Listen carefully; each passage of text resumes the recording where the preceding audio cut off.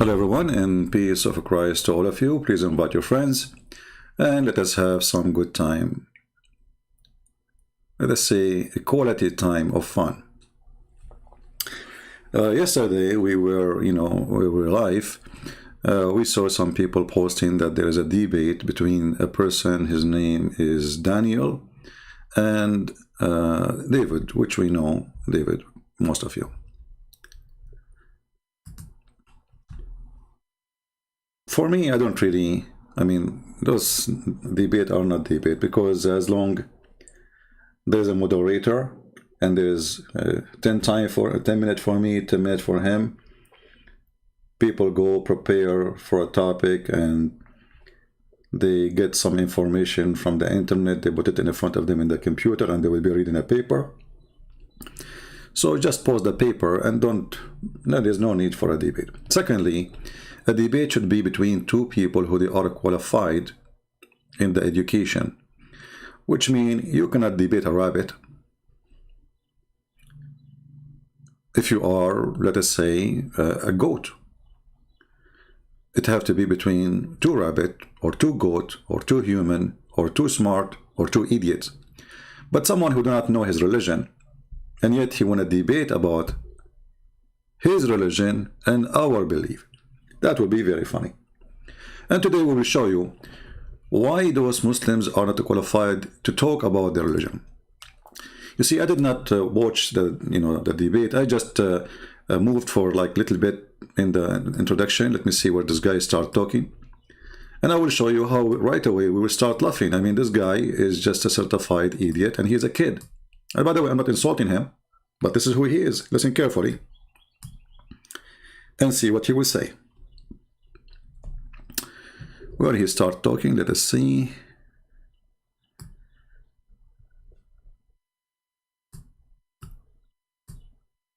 Talk is cheap.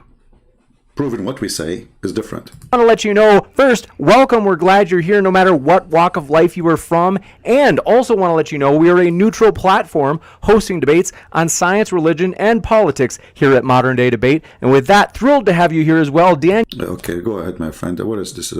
Go. Where is this guy coming from? Modern science debate. What about the women and children? Were they also killed? The soldiers say, no, we didn't kill them. Then well, hold on. We skipped. Thanks for hosting, and thanks to David, and thank you to everyone watching. The debate today is about violence and intolerance, Christianity versus Islam. Let me say right off the bat that yes, Islam has violence, and Islam is not tolerant of every belief and way of life. And that's a good thing, as I'll explain. But my problem with David Wood and other Christian apologists is that they are inconsistent and dishonest. I'm going to focus on three main examples of this inconsistency. The first is what we can call the Old Testament question. Imagine there was a hadith that described Muslim soldiers coming back from battle and reporting to the Prophet Muhammad, peace be upon him. The soldiers report that they were victorious in battle and had killed all the enemy men. Then the Prophet asks sternly, what about the women and children? Were they also killed? The soldiers say, no, we didn't kill them. Then imagine that the Prophet gets enraged at this and condemns the soldiers for not exterminating all the women and children.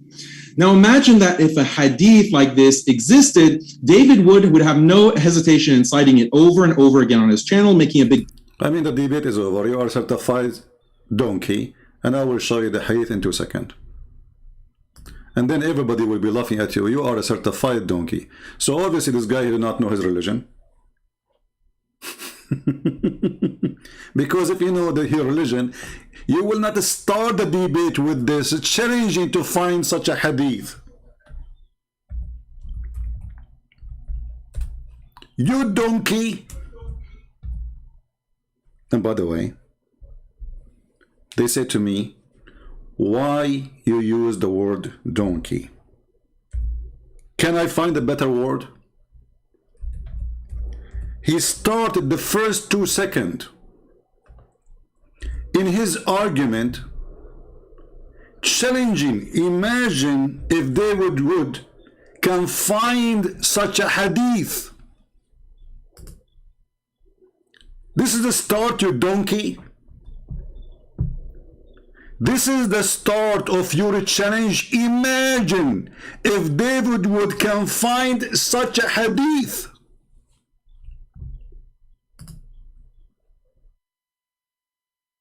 Should I hang up and go? We are done. Because he is challenging David Wood to find such a hadith. بدأ نثر. The Christian and the Muslim, they have an argument. And the day before I start, I'm going to say to David Wood, imagine that David Wood, he hear somebody saying that the Prophet asked his father, do you kill the women and the children? And they said no. And he said, the Prophet said, what? You did not kill the women and children? Imagine that David Wood, he gets that hadith. You idiot.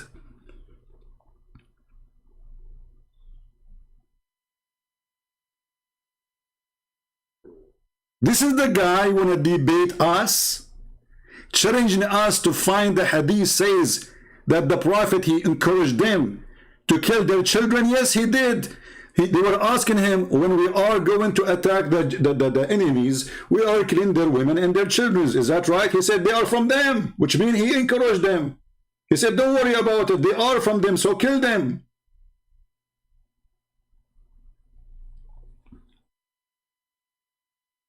And we would not even start 2 seconds of the speech. The first 2 seconds of your speech is a poo-poo. And why we need to go to the hadith? Isn't it the Quran, you idiot, said that Allah, he sent Moses to learn from a guy, his name is Al-Khadr.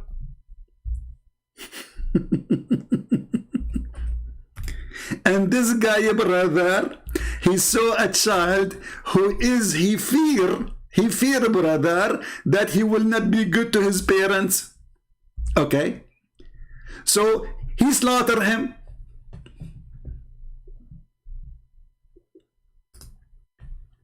So why he need to imagine that there is something in the religion of Islam, it says kill their children.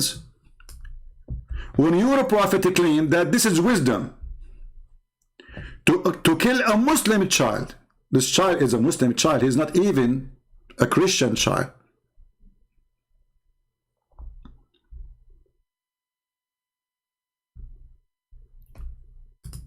And Allah, brother, in the Quran explain why the Al-Khadr, he killed the youth or the boy. Because simply his parents were people of faith, so they are Muslims. Okay, but isn't Muhammad, he says everyone is born as a Muslim? So this person is 100% Muslim. He's born of a Muslim family. His parents are Muslims. Isn't your prophet, he says that the child, he is going to be a Christian or he's born as a Muslim by nature, by fitrah, and then his parents will make him a Jew or a Christian or a Muslim. Here we go, the parents are Muslim, so even that to prove Muhammad to be a fraud, because if the parents will make you a Christian or a Jew or a Muslim, the parents are faithful, so how come the child is not? And now the child, he did not do anything yet. He did not become a person who have no faith. He's just a plane in the street. So the guy, he took him, he slashed his head, he smashed his head with the wall or in the floor, as it says in the interpretation. Why? Because we feared.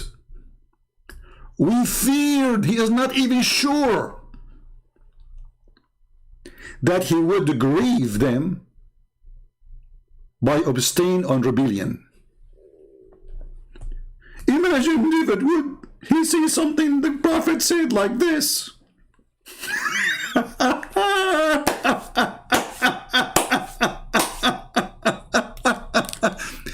So imagine this guy was debating me, and it is not David Wood who is talking to him. It is me.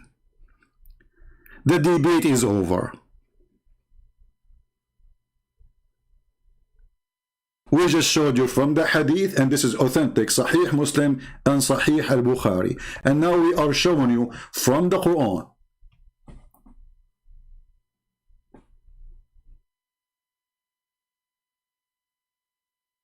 We do not even need to continue. And by the way, when I played, I skipped this part. I did not even hear it, so I just heard this one. because I don't have time really to, so I was moving the video to see when this guy, I go to the video and I look at it, like when his lips start moving in the, like what happened now, when his lips start moving in the video, then I click play. I did not hear this part, I just heard this part. And I cannot believe it that he is so stupid, claiming to be a person who have knowledge of his religion, and yet he is challenging David Wood to bring such a hadith. Imagine if David Wood, he knew such a hadith. Imagine.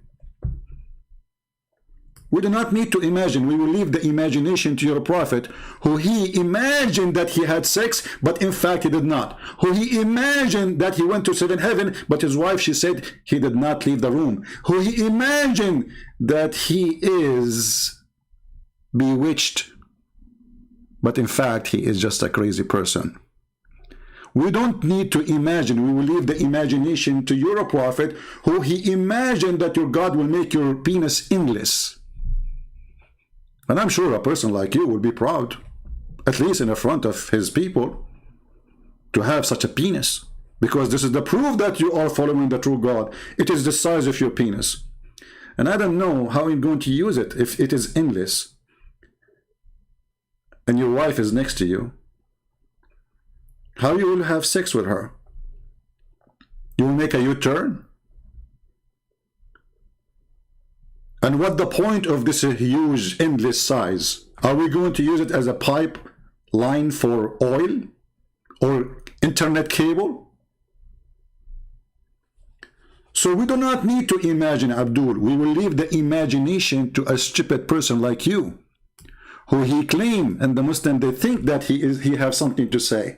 But the second you start opening your mouth, frogs start coming out. And I am closing the sink. Thanks for hosting, and thanks to David, and thank you to everyone watching. The debate today is about violence and intolerance, Christianity versus Islam. Let me say right off the bat that yes, Islam has violence, and Islam is not tolerant of every belief and way of life. And that's a good thing, as I'll explain. But my problem with David Wood and other Christian apologists is that they are inconsistent and dishonest. I like it when you say inconsistent. I'm going to play a video for you. Are you ready, Mr. Inconsistent? Oh, hold on. We have a commercial break. The director, he just told me. Commercial break. Hello, Habibis. If you would like to support Christian Prince, please go to Patreon and show your support. www.patreon.com/Christian Prince. We thank you all for your kindly support and enjoy the video. The end of the commercial break.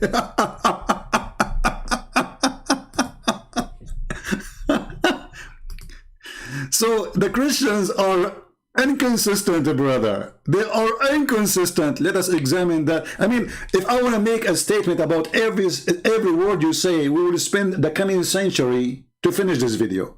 I mean, what's wrong with you? You are just a dump machine. You walk, you don't walk, you do poo-poo. The poo-poo is dripping from you. The Christians, my problem with the Christians apologists and someone like David Wood and Christian apologists, that they are inconsistent. Sheikh, tell us something.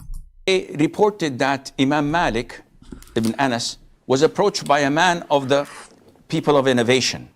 So he said, stop, Imam. Stop. Let me debate with you. Let me debate with you. So Imam Malik had some time on his Imam Malik, he have time. You know what he is doing for a living. You know, he's just masturbating, as Muhammad used to do. And even his friend, they come to the house, sleep in the house, and they masturbate. And then the wife, Aisha, in the morning, she said to them, oh, hold on. If you want, I can teach you how to take it off, because this is what I do to the Prophet. I scratch it with my fingers. So Imam Malik have time. He just finished masturbation. free time. So he said, okay, then what? So the man says, if I beat you in my argument, in debate, you follow me. And if I don't beat you and you beat me, I follow you. Okay, okay. So Imam Malik says, okay. Okay, okay. So he accepts the terms and the condition. In 2 seconds, he will refuse the term and the conditions. I mean, do you see the stupidity of those who claim to know Islam? He just said, okay. Well, he just told you, if I win the argument, you leave your religion, you follow me. And you said to him, okay, what he said next, listen and laugh. Let's assume I followed you and you beated me. Then we both met someone who debated with us and he beated us. Okay. So the man says, that must be a Christian prince. We have to admit. Okay. We follow him. He said, my son, the religion of Allah is one. And I see that you keep on hopping from one religion to the other. Uh-oh. The one who keep hopping from one religion to other is a stupid. What is it? This is the case of Muhammad? How many religion Muhammad he changed?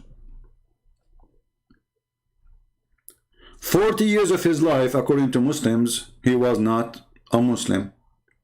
Now I know this guy will say, no, he was a Muslim, he was following Abraham. Well, you idiot, the Quran say clearly that your prophet, he was not following anything. He do not know what faith, and he do not know what scriptures. You notice that those who claim to have, let us say, they can answer us or can refute us, they don't really use their Quran to prove any point. Because simply they do not know what they are talking about. So when Muhammad, he in the Quran, his God, he says to him, you know nothing about faith. Let us open the verse. And you know nothing about books, about scriptures. Was Allah lying, or he was reporting that Muhammad, he is a person who was jumping from a religion to a religion? When I say to a person, you know nothing about faith, which means whatever faith you used to have all your life, it was a fraud. You see, he did not say to him, you know some about faith. He didn't say to him, you have little idea about me. He said, you know nothing. And here you see the Muslims in translation, they try to fix it, but they make it more blind. And thus we have sent to you, between two brackets, Muhammad. By the way, the verse even doesn't say Muhammad. Ruhana, between two brackets, inspiration. This is false. Ruhana in Arabic means our spirit. Of our command, which means with our command. And you know not what is the book, nor what is faith. So what happened, Muhammad? He changing his faith now? He's hopping from a faith to a faith? How? He saw a guy in the cave, he squeezed in 3 times and he told him to read.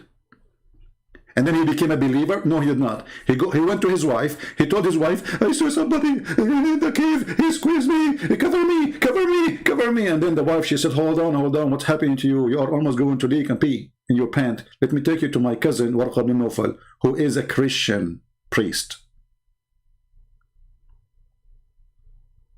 The prophet, he'd been taken to Warqa bin Nawfal. The wife, she told Muhammad as if he's a kid, tell him your story, tell him, go ahead.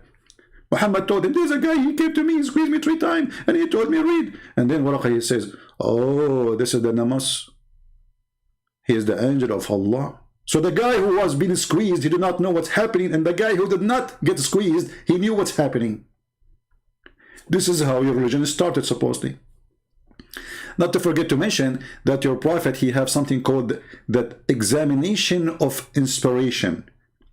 If you don't believe me, I can show you where supposedly Khadija, she did examine if the one Muhammad he see is an angel or not. And how she did that? She did a striptease.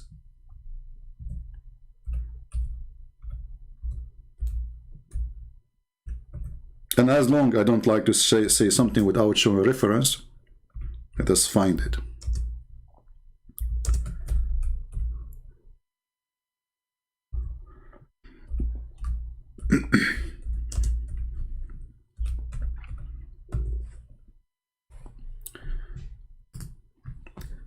I know that you do not know Arabic, which is make it more even stupid that you pray to your God in a language you do not know. This is a Sirah Nabawiyya, page number 239, volume number 1. What it says here, امتحان خديجة برهان الوحي. Khadija examining the proof of Muhammad receiving inspiration from Allah. How? Muhammad, he sees someone sitting in the corner. And as usual, Muhammad, nobody see what he see. Because Muhammad, he have an X-ray vision. I mean, the angel in the corner, but Khadija next to him in the bed, she cannot see the angel, but Muhammad can see him. Look like the angel, he have an equipment who he can blind a person and the other person still can see. In other way, he was invisible for a person, but he is invisible, or yeah, he can be seen by the other person. If we translate what is in front of us, we will see that Khadija, she said to the guy, or Muhammad, aka Allah, oh, when you see your friend, which means the angel, come to you, let me know. Let me know, Habibi, let me know. So Khadija, Muhammad, he said, Khadija, I see him, I see him. So she said, okay, if he come to you, tell me about it, which means Jibreel. Okay, so he came. This Jibreel, he came. But Muhammad is not sure now he is Jibreel or not, remember. So Khadija, she said to Muhammad, okay, Habibi Muhammad, get up, my cousin, and sit in my left thigh. What?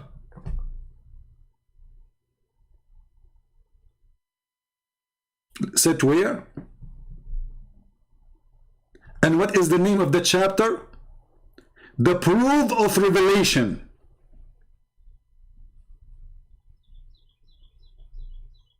What is the proof of revelation in Islam? Is the left thigh of Khadija and the right thigh of Khadija and the ass of Khadija, and I'm not going to mention the third one. So the guy Muhammad, he go and stand up and he sit on her lap, and she said to him, okay, do you see him? Huh? He said, yes, I still can see him. She said, okay, turn around and sit in the right thigh. Look, is that going to make a difference now? I mean, look at this story, how serious it is, because there's a difference between sitting maybe in the right, maybe if he sit in the right thigh, Muhammad will not see him no more. Because location, location, location. I mean, everything is about location in Islam. Look, what this religion is about. This guy is coming to debate us about a prophet. This is your prophet, or this is what is this? And then she said, okay, sit in the right thigh. She said, do you see him? He said, yes, I see him. She said, okay, now turn and sit in my lap, because this is the position of sex. She said to him, do you see him? He said, yes. And then she started taking off her clothes, and she said, do you see him? He said, no. She said, rejoice, my cousin, for by sure, for Allah, by Allah, he is an angel, not the devil. Look at this. So you potato, you are coming to debate us about a prophet who he himself could not even know if what he see is an angel or not, and his wife, she have to do striptease, moving him like a potato, like a puppy, in the top of her lap, from the right leg to the left leg like a monkey, and she keep asking him, do you see him? Yes, I see him. Okay, sit in my lap. Do you see him? Yes, I see him. And then when she take off her clothes, she said, do you see him? She take down her veil.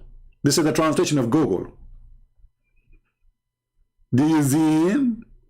Well, the Muslims, they say that this is a proof that this person who Muhammad is seeing in the corner is an angel. Why? Because, well, she is getting naked, and an angel don't like to see naked women. Well, I say, this is my opinion, by the way, I think that the angel, he don't want his eye to be hurt, because obviously she was very ugly.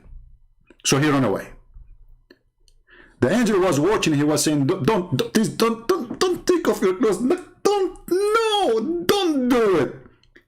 And here when need to ask the Muslims who they claim to be smart, where Khadija she learned this trick? Like she used to encounter angels every day and she stripped to the previous husbands too. Maybe Khadija, she was a striptease lady and she have a lot of expertise with angels. And as long Khadija, she knew that the angel, he will not be staying in the room if she take off her clothes. So what the point of sit in my right leg and left leg? Just strip and finish it. Take off your panty, see him to him, say, Muhammad, do you see him? He will say no. Tell him this is an angel. When I say stupidity is amazing, I mean it. Guys, shall I continue in getting this guy busted, or we are done? I mean, this is too much, isn't it? Shall we continue? Let me know if you like me to continue or done, because he is not really worth it. He's just a kid, you know.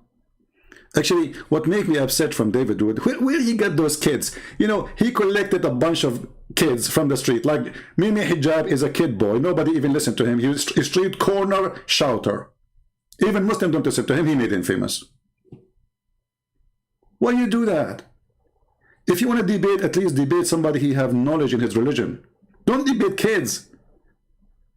It lower. You see, I open my sky for everybody to call me. I don't consider this is a debate. Yesterday, a kid, he is 14 years old, called me. Can I call it a debate? Ultimate 40 called me. Even Ultimate 40 called me. Can I call it a debate? Go, brother. Tell us more, brother. I'm going to focus on three main examples of this inconsistency. The first is what we can call the Old Testament question. Imagine there was a hadith that described Muslim soldiers coming back from battle and reporting to the Prophet Muhammad, peace be upon him. The soldiers report that they were victorious in battle and had killed all the enemy men.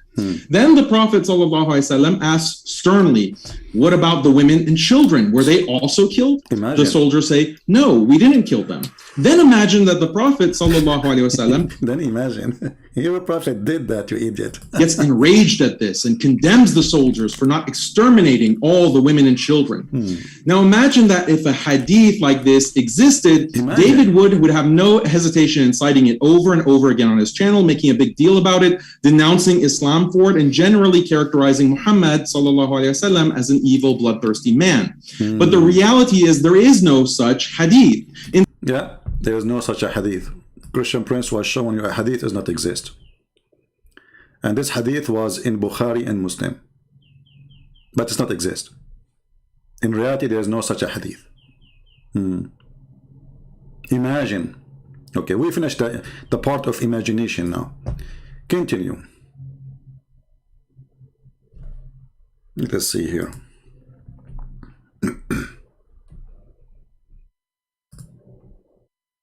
Continue your movie.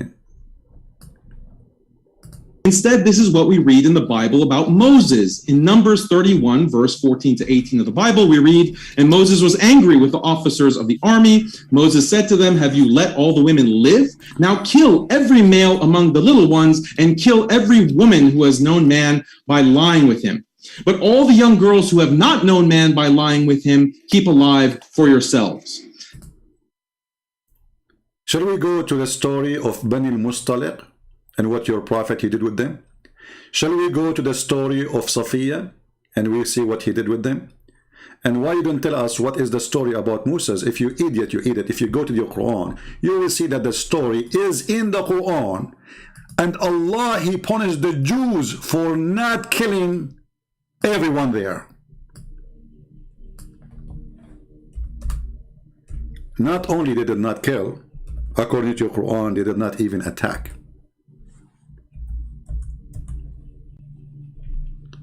So your God,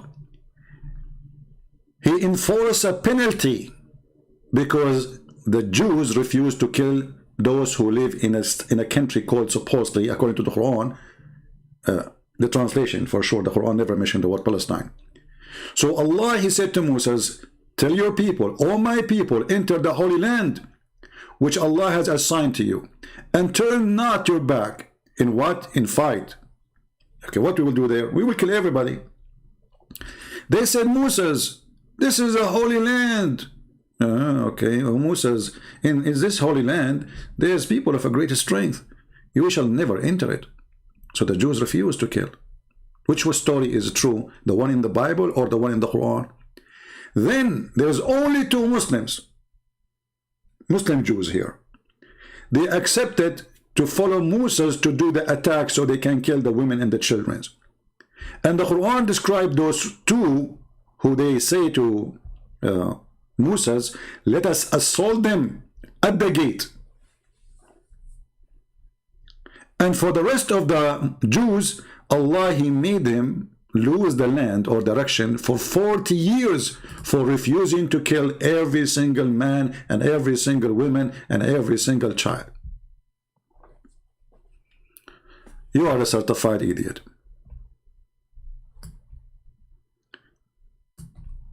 Now, I think I'm going to stay. If this guy, he said 2 words, I will make a comment. I better maybe move it a little bit. Hands from Jesus Christ, right? Don't give me the usual Christian apologetics about the New Testament superseding the Old Testament and the New Covenant making the Mosaic Law obsolete. Here you notice he is saying that don't tell me that the Christian don't follow the New Testament. Take a note. In the minute 20 and the 22nd, he just admitted that a Christian should not say, don't tell me that you Christian do not follow the Old Testament. Did he say that? Because later he will say, no, you are not. You don't have Allah. Hands from Jesus Christ, right? According to Christianity, right? So when God in the Old Testament in 1 Samuel 15 commands Saul to kill women, children, and even infants, that's again a certified donkey, because the story of Samuel is in your Quran, you idiot. I mean, how we can find a Muslim who know what he is talking about? If you go to the chapter 2, verse number 246, you idiot. It says that Allah, He sent to them, to Samuel, He sent angels to kill everybody.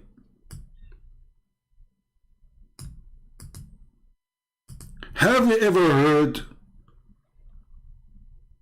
of such an ignorance? If this person he knew, he will not say what he is saying. And I wonder how long it's going to take me to finish this video. Because whatever he's saying, I have to say something about it. This is a chapter 2, verse number 246. Why the Jews are fighting and killing people? For the sake of Allah. This is your Quran. And your Quran confirm, you idiot, that they are saying why we should not fight those who they drive in us from our homes. So you stupid, in the story of Samuel, according to your Quran, they were fighting the enemy who drove them from their homes, and they took their wives as sex slaves and their children.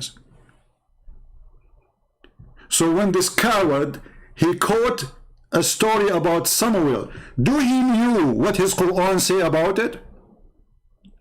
For sure he don't, because he is a certified donkey.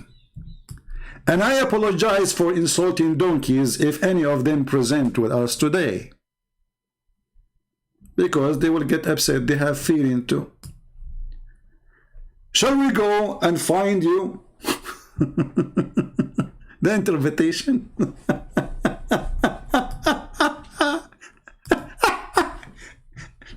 Imagine this guy was debating me. I mean, this is why they don't get close to me. Hey kid, do you have the courage to have a speech with me for like 10 minutes? Do you?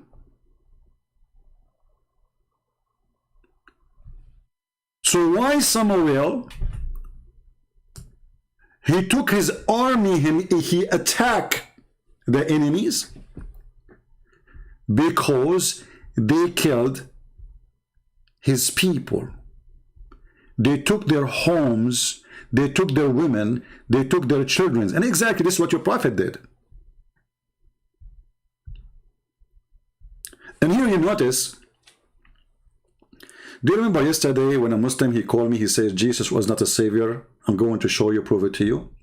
And then when I showed him the answer from his Quran and from his Hadith, he said, you run away to the Quran and the Hadith, which means he admit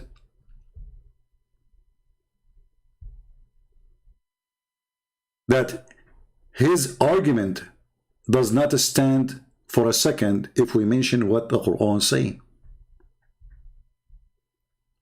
And those people here, this guy is an example of stupidity.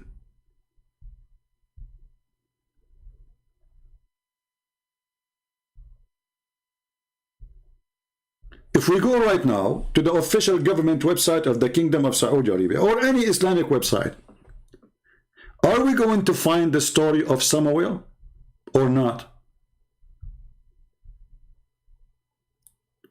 And if this is about Samuel or not, you will see the verse confirming that the Jews and Moses, the one who was he accusing, why you are killing, he was defending his people, who the enemy, they killed their children and they raped their women. So are you saying your prophet was a liar and your God is a fraud? Obviously, you are saying that.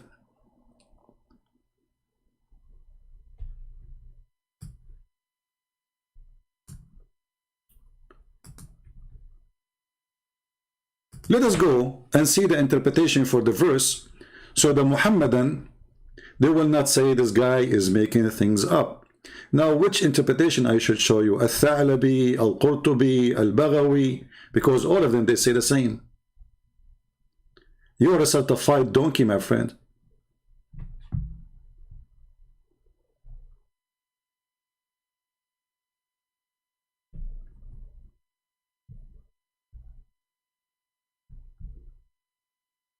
Let us open some interpretation.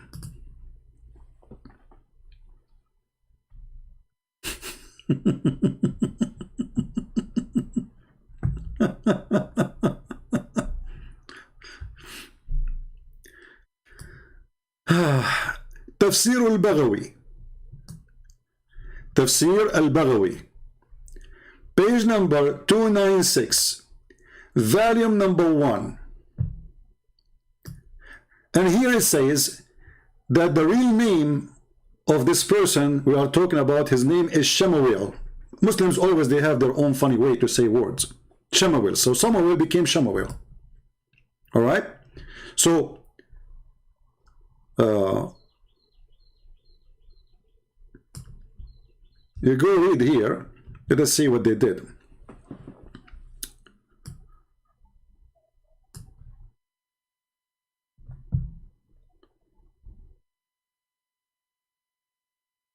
Here it says that those people, they attacked the Jews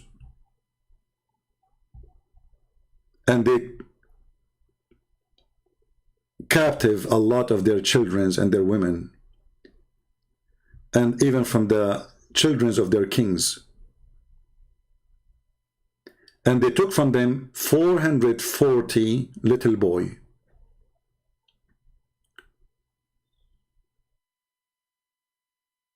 Now, the rest of the story is really, funny.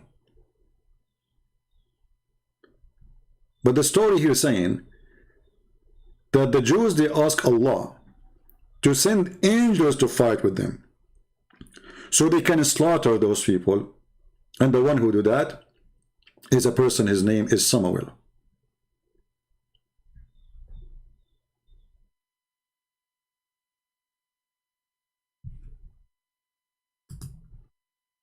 Different interpretation. Let us see Al-Qurtubi maybe. Let's open Al-Qurtubi. Give me a second.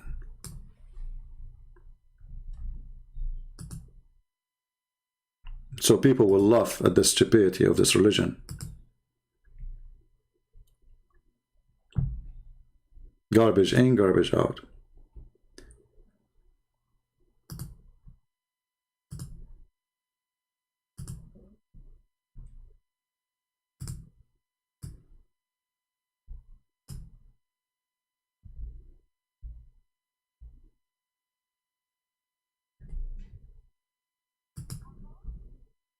Let us see.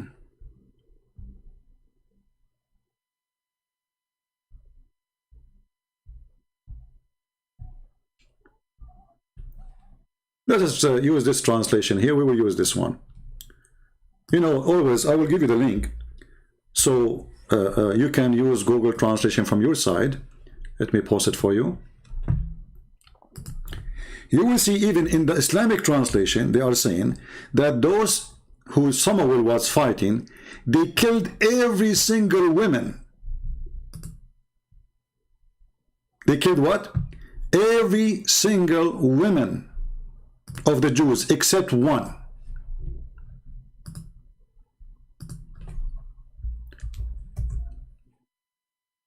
The coward, he is attacking what his God teaching and preaching, and defending Samuel, saying Samuel was doing the right thing, because isn't it the Jews believe eye for an eye?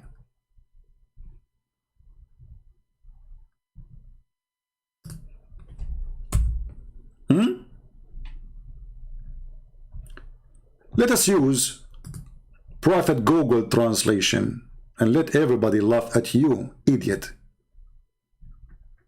Let us do that.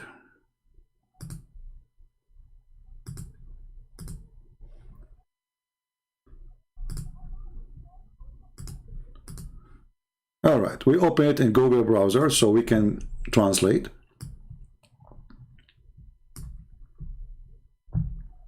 Here it says that those people are people from the children of Jalut, and they are living between the Sea of Rome, which is the Mediterranean, and Egypt and Palestine, and they are giant, and they were victorious on Bani Israel, the children of Israel, and they took most of their land, and they captured many of their children, and they capture many of the children of their kings, and 440 of them. And then here it says,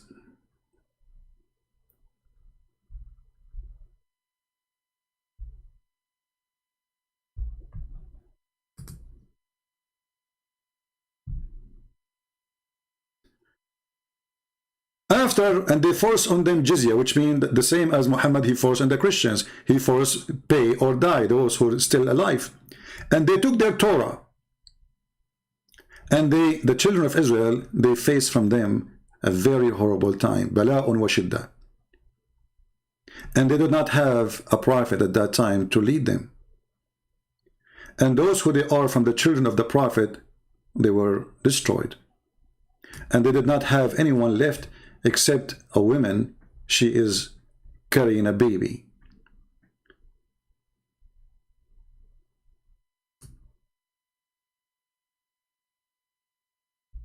And they ask Allah to send a child. So now the Jews, they have only one woman. I mean, look at this story. There's only one woman left. And she is the one who is going to save the nation.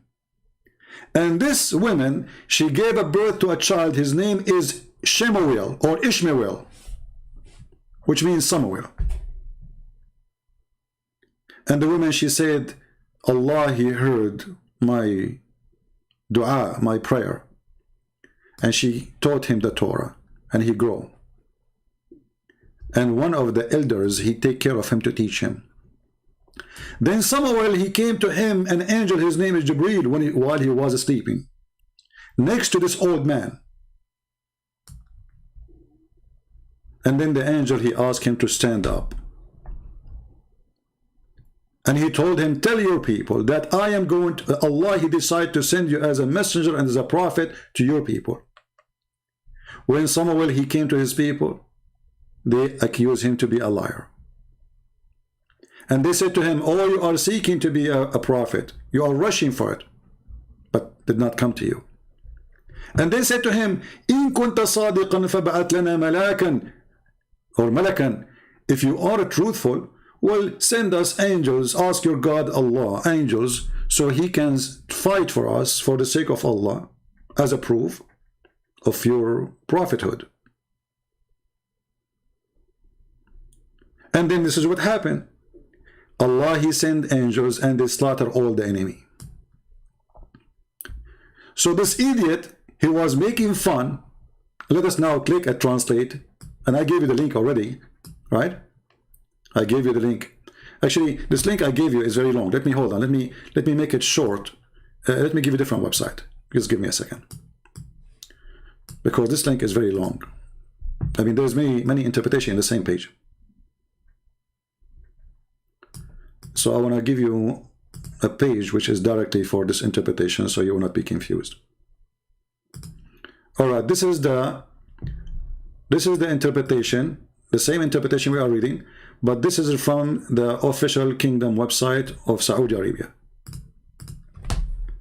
Let me know, please, if the website is opening fine.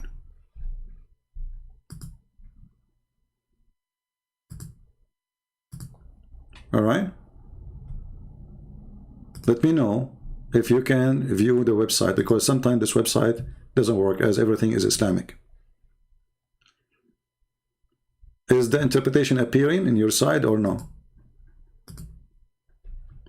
If not, I can give you a different page.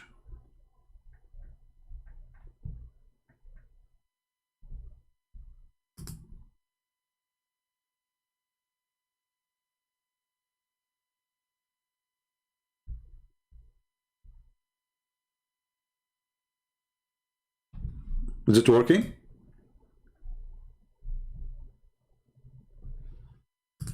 Why you don't get modern day debate? Well, I use old day debate, and my old day debate is better. Get lost. We don't do debate. People don't care about modern debate. Is that a fashion show, you idiot? Why you don't get modern day? What is that? Like, you know, make a plastic surgery for the boobs like Muhammad? Modern day debate. You don't dare even to talk to me. Well, you don't do modern day debate, Christian Prince. Here we go. I'm doing the modern. This is the most modern. We are using computer. We are using your website. We are using your stupid interpretation. We are using your scholars. We are using your prophet words. Is it modern or it's not modern? I dare you to say Muhammad is not modern. But Muhammad is an old-fashioned expired. Muta boy. Christian Prince, why you don't use modern debate? Christian Prince, be honest with me. What's the problem with you? Why you don't use modern debate? I'm really now, I don't know what to say to you. I'm really in trouble. I mean, I don't know what to say after what you just said. That's a lot. So let us go and do interpretation for what we showed you. Click, sorry, translation I mean. Translate to English. And now you will see all what we said to you there. How Samuel, he become a prophet, and how he was the only left child which is born after the enemy killed everybody, because only one woman, she was still alive.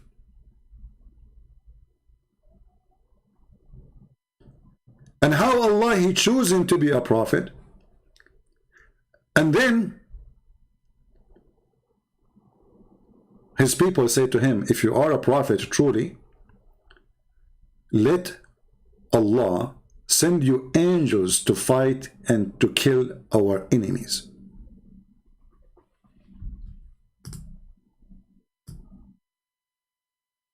Translation here says the word angel, always translated as a king.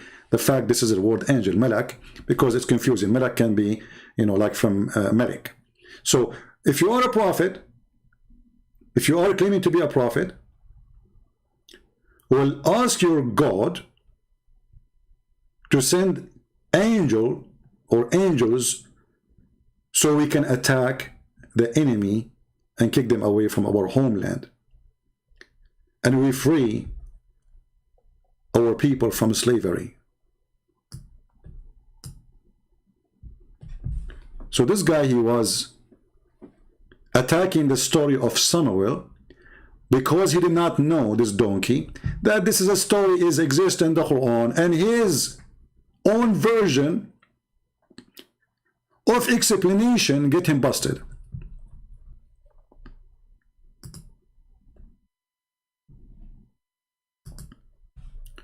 So do you know now why I say that those, I mean, like the Muslims, they want to debate someone like David Wood? They don't want to debate me, because I'm sure David Wood, he have no idea what I'm talking about. I'm not putting him down, but this is a reality. Because if he knew, he would say to him, well, hey, let us open the Quran. The story of Samuel is there.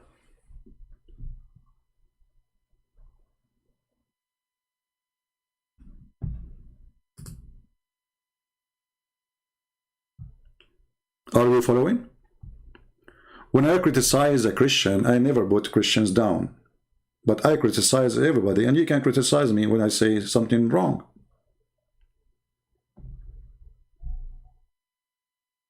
When we say we are debating, that means the two people who are debating, they have a qualification. And obviously, the qualification is missing from both sides. Because one side, he have little limited knowledge about Islam, and the other side, who is the Muslim, he know nothing about Islam, to the point he challenged David Wood to show him a hadith that the Prophet was outrageous for not killing children. And this is the opening of his debate.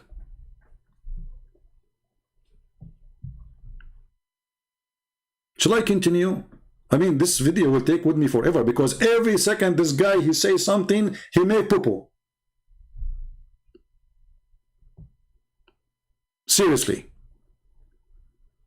I mean, we did not even play from his statement even 1 minute yet. It is a minute, and now we have 52 minutes respond, proving him to be stupid idiot from his book. So how we can finish a video of 2 hours?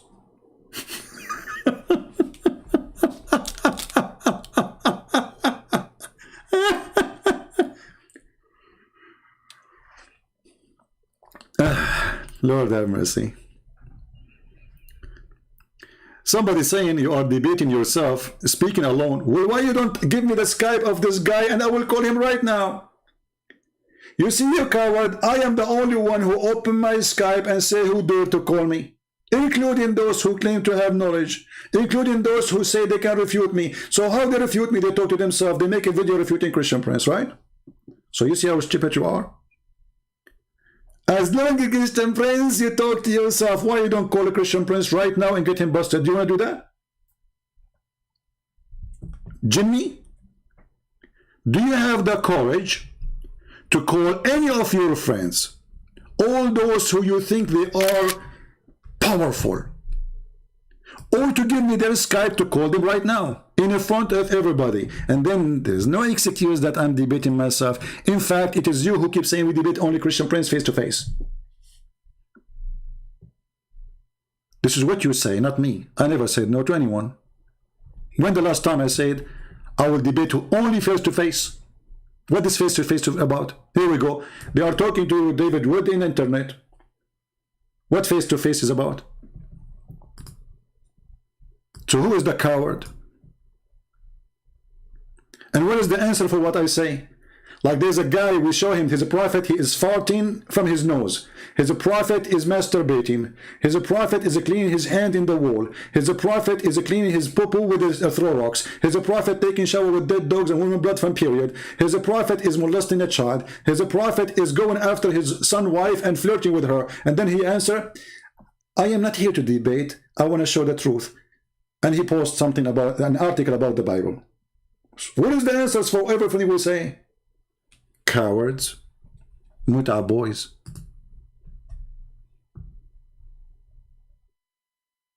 Muta boys. And he come in every video, he posts the same thing. I'm not here to debate. And he posts the article, which is funny, and he don't dare. I say to him, why you don't call me and let us see if you can, if you dare to speak about it.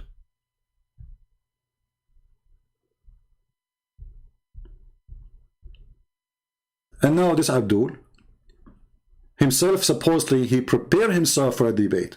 what David would. And all the argument he come, it is in his book against him.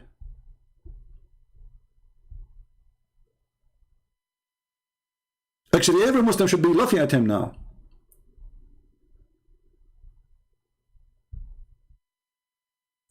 How this can be a religion?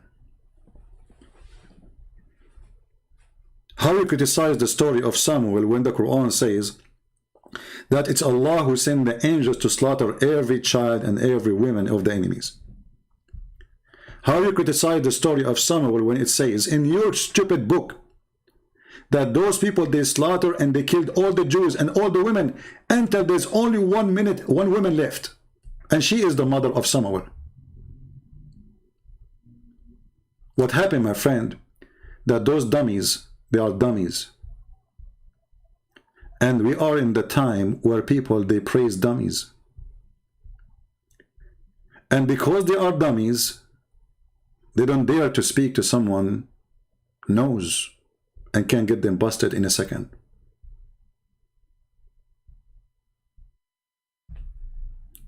Shall we go back to the story of in the video of this guy? Otherwise it's going to take us 10 years to finish.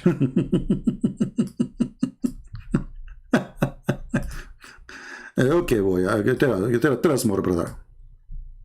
It's really Jesus who commanded that. When God in the Old Testament, in Numbers 31, 1 through 24, commands the believers to take virgin girls as sex slaves, that's really Jesus who commanded that. When God in the Old Testament, in Exodus 30, we just showed you this is Allah who commanded that. But remember, he just said this is Jesus. Remember that. The one who commanded Moses is Jesus. The one who commanded Samuel is Jesus. Take a note. And this is in the minute 1948. 34, 11 through 17, commands the believers to destroy the Canaanite altars and destroy their idols and symbols. That's really Jesus who commanded that. This is Jesus who commanded that, remember. Take a note. In a minute after, he will deny it is Jesus. When God in the Old Testament tells the believers to stone to death fornicating women, all those who violate the Sabbath, all those who blaspheme, all those who curse their parents, those are all in reality commands from Jesus Christ. Do you hear it? Did you hear it, Muslims? All of those are in reality the command of Jesus Christ, so he admitted that Jesus is God. But this guy, he will make a big poo-poo right after. He is going to challenge David, and he will say to him, well, Jesus did not bring any law.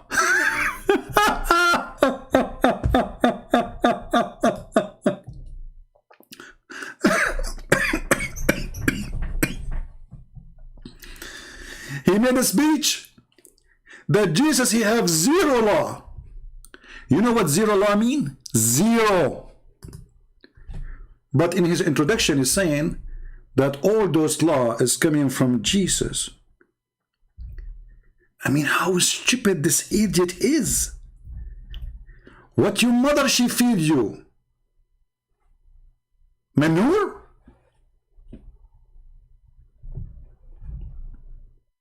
Right? Don't give me the usual Christian apologetics about the New Testament superseding the Old Testament and the New Covenant making the Mosaic law. That is false, because Jesus said, I did not came to destroy, I came to complete. So we got you busted. Continue. Obsolete. That is missing the point. The point is, according to Christianity, Jesus is the God of the Old Testament, which means Jesus commanded all that killing and stoning and slaughter, all the massacres, all the bloody cleansing of the earth that's described in the Old Testament. All the bloody things happening in this earth is the command of Jesus. Let us continue. Those are all coming from Jesus, and in fact, they're endorsed by Jesus for a 1,300-year period from Moses' time until Jesus' time.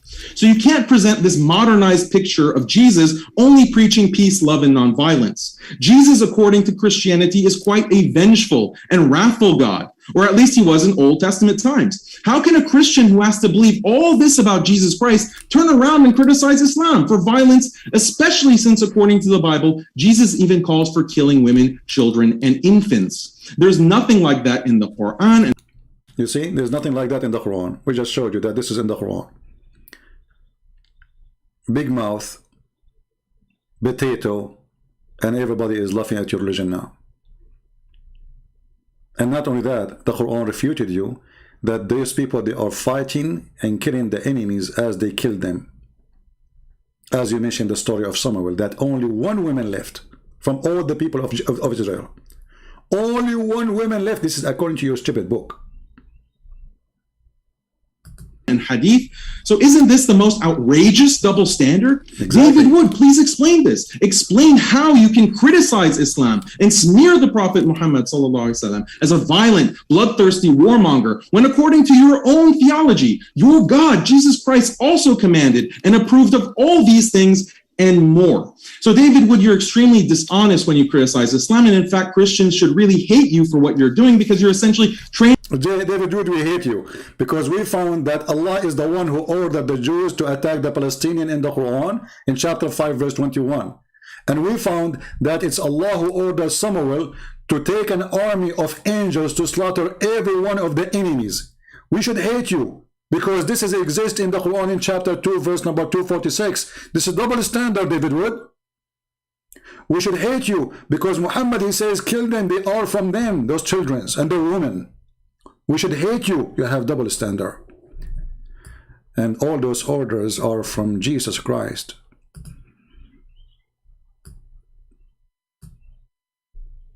When this guy, he said, is that in the beginning that I missed something? I don't know. Because later he would say, I'm trying to skip it, because this will make the video in this, by the way, where he just said that Jesus did not bring any law. Let me see if I can find it. Anyone knows what made he said that? Warfare and so forth. As a Muslim, I gladly concede all of Okay, hold on. Let me see when he start talking about Jesus, he have no law. pagan regime, and he would presumably not be interested in criticizing or rebelling against other regimes, like an Islamic government or a communist government or a liberal government. Let's see. This is just a garbage talk now. Claiming that he was an advocate for these types of liberal ideals and that he would have disapproved of Islam. So this is the politics of Jesus question, and there's also the Old Testament question and the Christian. Hold on, maybe we skipped it. Let's see. The problem with this option is that a modern liberal state of this type did not exist before the without sin should cast the first stone, or do not resist an evil person and turn the other cheek. Okay, hold on. Pagan regime, and he would presumably not be interested in criticizing or rebelling against other regimes, like an Islamic government or a communist government or a liberal government. He is not concerned with politics at all. On this view of Jesus, Jesus' teaching do not imply a critique of Caesar's law and military politics, but this would also mean that Jesus wouldn't be critical of Prophet Muhammad, his laws and military policies. I mean, why would Jesus be fine with the pagan Roman emperor who was engaged in persecuting believers, but have a problem with Muhammad? You see here, you see the stupidity and the lies. Jesus, he don't have a problem with the Roman. How is that? Where? When the Jews, they come to Jesus and they said to him, should we pay tax to Caesar? Jesus, he showed them that they are the one who is obeying the Caesar, not him. He asked them, do you have coins with you? Do you have money? They said yes. He said, show us. One of them, he grabbed one from his pocket and he showed him. And he said to them, what is this picture in this coin? They said, this is Caesar. So he said, give to Caesar what is to Caesar. He never say to them, obey this Caesar or that Caesar. He showed them that they are hypocrite. In the same time, you coward, it was you a prophet, and you are the one who's saying the Roman are pagan. It was you a prophet who was supporting the Roman. There's a chapter in the Quran, it's called the chapter of the Roman, where you're a prophet, he promised that Allah will give victory to the Roman because they are believers and they will be victorious. So who is the one who was supporting the Roman? Did Jesus say to the Roman, you will be victorious? And when the Roman, they will be victorious, the believers will be rejoicing? Why you will be rejoicing for the Roman who they were at that time disbelievers in Islam, and until now.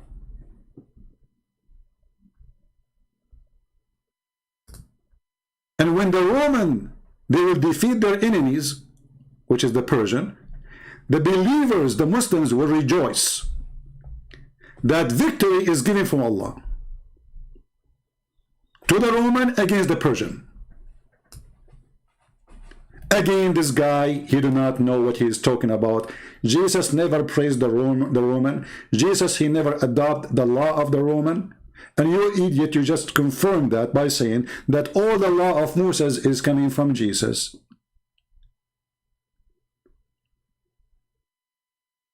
You are just a stupid mental idiot.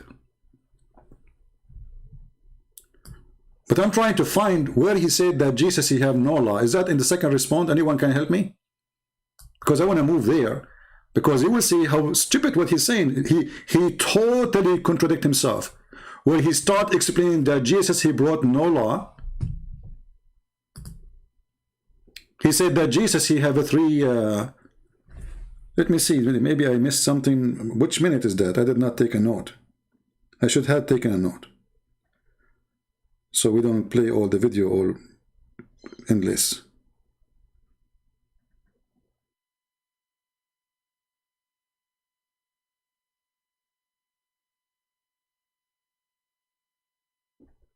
I did not take a note when he said that. Which moment? If anyone knows what moment he said that, let me know. Maybe this is in the second response, I'm not sure. But because so this option is out. The second possibility is that Jesus is concerned with politics and political change, but he's an anarchist who believes in abolishing law and armies because these things are violent and intolerant. This is why Jesus says things like, he who is without sin should cast the first stone, or do not resist an evil person and turn the other cheek if someone assaults you. Or here we go. Listen carefully. So he is giving us three options. if an unjust person takes your coat, give him your cloak as well. The interpretation is that Jesus is not talking about an ethic of forgiveness in these Bible verses. He's actually talking about abolishing laws against assault and robbery. He's against policing people. He's against a military force that would stop a foreign army from assaulting and robbing the populace. You see here the liar, the scumbag, he just said all kind of lies. Where Jesus, he abolished the law. When they come to stone the women, did Jesus say to them, don't stone her? Anyone can show me a verse saying that Jesus said, don't stone her? Jesus said to them, if any of you don't have sin, cast your stone. So he's saying to them, you are a bunch of hypocrites going after this poor woman, but you are fornicator like her. Where Jesus said, don't stone. Since when? When Jesus himself, he said, I came to complete, not to destroy. So your argument is stupid. Where Jesus said, if somebody doing a robbery, let him go. Can you show me? Isn't it Jesus is the one who said to Peter, the one who lived by the sword will die by the sword, which means the punishment for killing is killing. So you are a fraud, and you are making false statement against the teaching of Jesus. Where Jesus, he said you can do fornicate. Where Jesus, he said you can be a thief. Where Jesus, he abolished those punishments. Can you show us? When Jesus said if somebody hit you in your right cheek, this is not a theft. He is teaching us not to use violence in return and use the law. There's a law, they live in a state. At that time, actually, there was a law that if you hit a certain cheek, and actually this was existing even in Europe, a noble fight.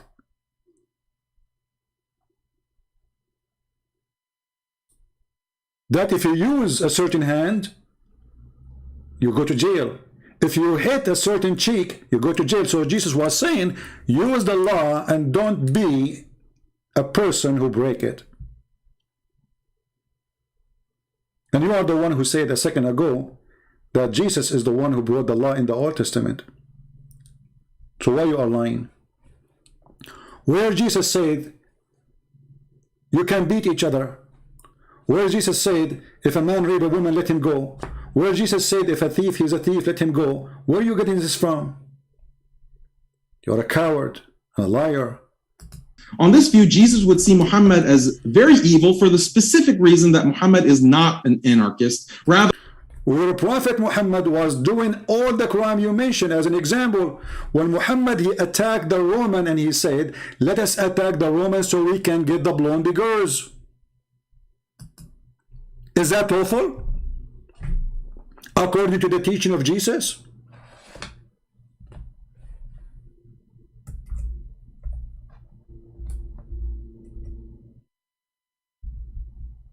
Is that lawful according to the teaching of Muhammad? Let us open the reference so they will not say, making things up. Why Muhammad, he attacked the Roman? Did the Roman attack Muhammad? Never. He said, attack the Roman so you can capture the blondie girls.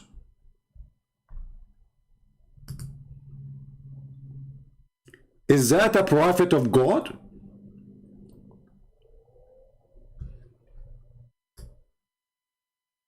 This is the interpretation. You can open Al-Qurtubi, you can open any interpretation you want. This is the Durr al-Manthur. A man, he said to Muhammad, stop, tempt us with women. This is in your stupid Quran.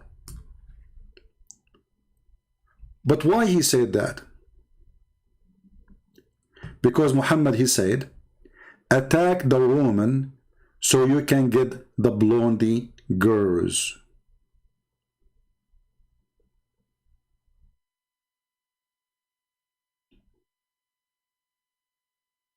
What kind of a prophet he have such an ethic?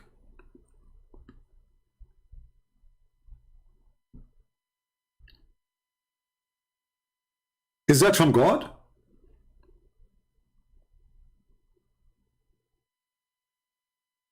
Is it from God that we will attack the neighbors so we can get their blondie daughters? I thought your prophet was doing jihad for the sake of Allah. It turned to be that his jihad was for the sake of a blondie women. He did not say to his followers, let us attack the Roman so we can convert them to Islam. He was saying, attack the Roman so we can get the blondie and their women. That is the truth. Can you respond to that? Well, it doesn't say that, CP. It doesn't. Are you sure? Yes, CP.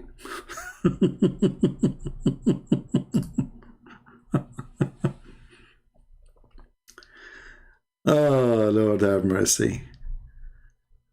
Let us see.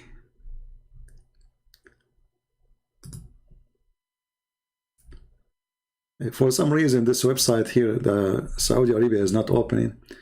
Let us see the different one. Here we go. At-Tabari, value number 10, page number 191. What Muhammad, he said to the Muslims,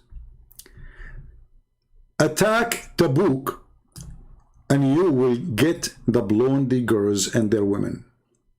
A person, his name Al-Jad, he said to him, please don't tempt us with women, which means this man is saying to Muhammad, you are a scumbag, trying to make us go for war with other land just for the sake of getting some blondie girls.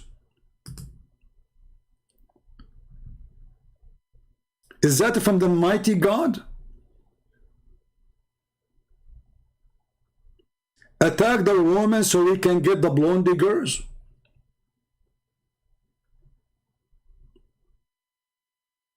And here, if you use Google translation, you might find it says the word yellow. The Muhammad, he used the word yellow for the blonde.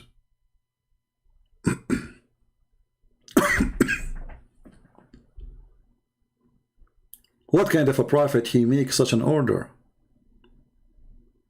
Attack the Roman and get the blondie girls. Attack Tabuk so you can gain the yellow girls and the women of the Roman. You're a potato, my friend. Continue. We like potatoes anyway. Muhammad is someone who passed laws and had a military policy which entailed violence. But of course, such a view of Jesus is absurd, and no pre-modern Christian ever believed he was an anarchist, so this option is out. The third possibility is that Jesus is concerned with politics, but he is not a proponent of anarchy. Rather, he wishes to establish a modern liberal state. According to this vision of Jesus, Jesus wanted a state that upheld something like modern human rights norms and had a foreign policy that consisted of strictly defensive wars. On this view, Jesus would condemn Islam because Islam is not compatible with such a modern liberal state. Well, Jesus, he condemned Islam right away. Jesus, he said many things about religion like Islam. He said, don't pray like those hypocrites who pray in the corners. Don't fast like those who shout and scream and say, we are fasting. When you fast, wash your face and don't tell people that you are fasting. Jesus condemned child molester like your prophet. He says, it is better for a person who harmed the little one to put a milestone in his neck before he harmed the little one and throw himself in the deep ocean. My Jesus, he said, it's better to take your eye out of your head, better than your eye leading you into hell. And this is talking about fornication. Your prophet was a fornicator. And your prophet was a child molester. And your prophet used to look at women, and he keep looking until he get tempted, and yet he claimed to be a prophet of God.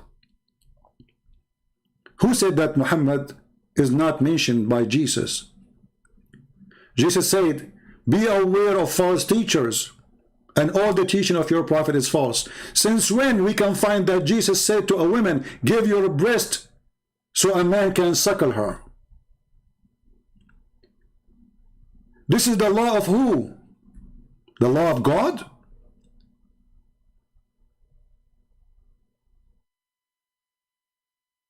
Did Jesus approve a murder?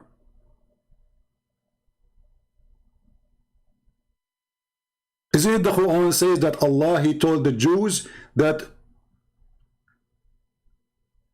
don't kill a soul, commit no crime? And this was an order to the Jews, which means this is in the Old Testament. So when you say, well, the third Jesus, then he should be condemning Muhammad, he condemned Muhammad all the way. Jesus, he said, it's not what go in your mouth make you dirty. Muhammad, all of him he is so dirty from inside and outside.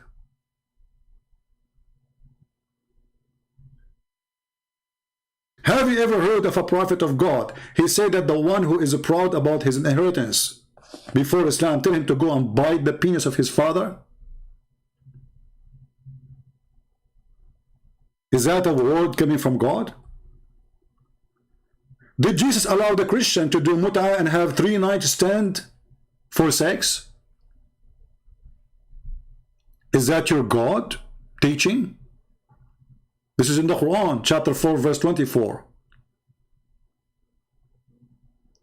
So when discovered, he said that Jesus did not condemn Muhammad if he is, as we claim, according to him. Well, all the verses in the Bible condemning Muhammad. In the top of that, even the Bible says that the one who is the liar, who is the Antichrist, to make it more clear, is the one who denied that Jesus is the Christ and the Father and the Son, and he is the Son of the Father. So he was condemning your prophet. Continue, Abdul. The problem with this option is that a modern liberal state of this type did not exist before the Enlightenment in the 18th and 19th centuries. Furthermore, modern liberal secularism was primarily created by atheists. Here's just stupid, he forgot to tell you that Jesus, he did not have a state to make a state law. I mean, how stupid, how naive, how dumb you are. Was Jesus a king of a state and he have ministers? Do he have an army and soldiers? Did he establish a government? What are you talking about? How silly you are, just a teenage kid. That can be a question if Jesus was ruling the country and he put a law into test. then we can question the law he made into test. Look like this potato, he is even denying the Quran, that even the Quran says that Jesus, he needed support, and this is where the word Nasara is coming from. He said, who is going to help me? The disciple, they says, us. He have only 12 disciples, he don't have a 12 army. He don't have 12 ministers. So what this guy is talking about? This is where the word Nasara is coming from, supposedly, according to your stupid prophet.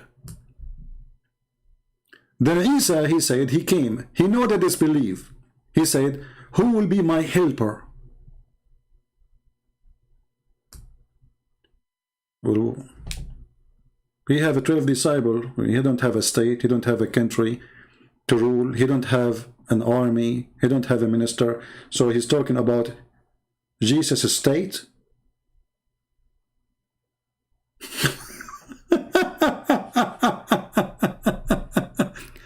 If Jesus have a state, you donkey, then why your God Allah, he run with Jesus to save him from the cross? If Jesus have a country and a state and an army, so how they will crucify him?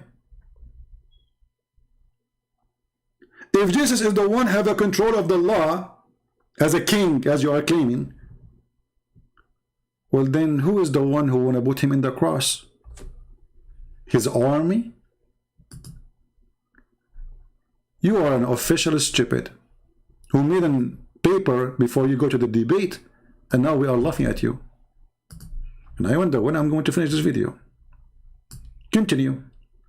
Deists and critics of Christianity. Furthermore, earlier states established by Christians, like the Byzantine Empire, the Spanish Empire, etc., none of these were modern liberal states or anything close in terms of respecting human rights and so forth. So how could Jesus have called for a state that never existed? This is a historical... He just said never existed. So all the options you gave us, it was a fraud. Secondly, who said to you that the Roman state was Jesus' state? Who said that? Who said that the Spanish state was Jesus' state? Was their constitution the Bible? What this guy is talking about?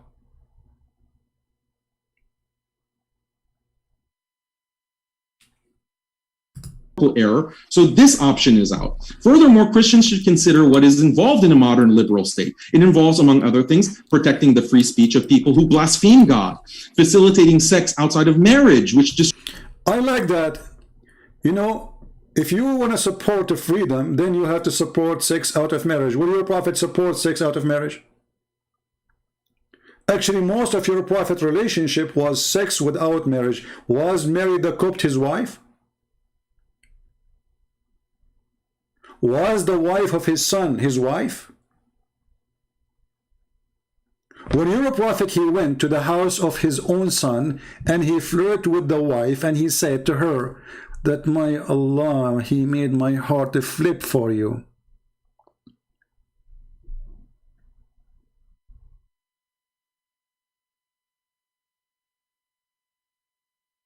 Where is the person who have a dignity and he protect relationship of marriage?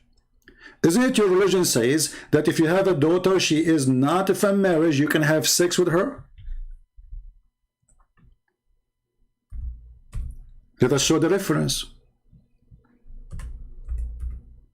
You Muslims are the one who protect the family and relationship of family and marriage and the value of marriage. Not our people.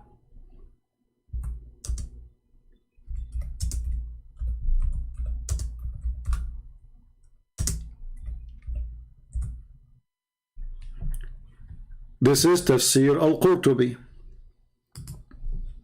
What you will say to me, it doesn't say that. This is Tafsir al-Qurtubi, volume number 13, page number 59. The Quran, وَجَعَلْنَاهُ نَسَبًا وَصِهْرًا. What does that mean? Read carefully and laugh. Any relationship is coming from illegal relationship is not to be considered. Therefore, it doesn't go under the Quran where it says حُرِّمَتْ عَلَيْكُمْ أُمَّهَاتُكُمْ وَبَنَاتُكُمْ. Therefore, it's forbidden for you to have sex with your mother and your daughter. So to make it simple, the Quran have a verse saying you cannot have sex with your mother and your daughter. But at the same time, the page here saying that if the daughter, she is a daughter from adultery, she is not your daughter, so you can have sex with her and F her. This is why, according to Islamic law, and this guy will talk about justice and law, is that a justice that a child, he is born of fornication, he cannot have a child support? What kind of justice is that? Is that justice that a child, he is born of a fornication, we can F the child? And yet he is my child? Isn't it true that a child of fornication, he cannot even take his father's name? What kind of religion? It says that it's okay to have sex with your own little girl, daughter, if she is a daughter from fornication.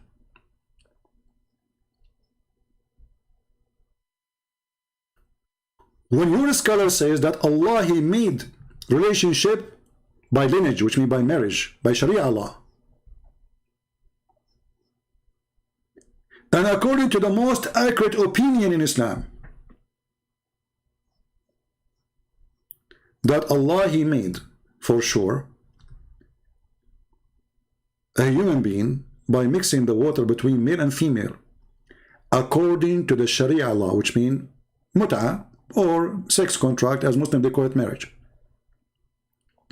But if it was from sin, then this is coming from something forbidden or forbid for a Muslim to do, supposedly. Therefore, it's not what is coming from something is forbidden, is not forbidden for you to do with it, which means the daughter, she is not your daughter. So because of that, your daughter and the mother of your daughter, which means the woman you are fornicating with, and the daughter which you have fornication with her, from that fornication, this daughter is not forbidden for you to have adultery with her, because she is not considered as your child. And this is according to the most accurate view of the religion of Islam. So when this edict, he says, Jesus will Jesus condemn Muhammad teaching? And here, by the way, I want to ask you, as long as you mentioned that, how come your God Allah and your Prophet never mentioned that Jesus, he did not bring any law? Can you show me where in the Quran it says so?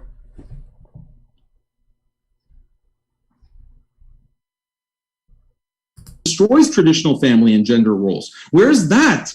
Where is it that Jesus claims that the state should protect so-called human rights of this type? There is no proof of this. By extension, there is no proof that Jesus would have condemned the Prophet Muhammad or Islam for not sufficiently protecting people's rights to blaspheme and have fornication and who attack family. Here you notice the stupidity of this person. Well, didn't the people, they call Jesus names? Did he kill them? Jesus in the cross, when the Jews, they were blaspheming him, making fun of him, crucifying him, what his response was? Father, forgive them, they do not know what they are doing.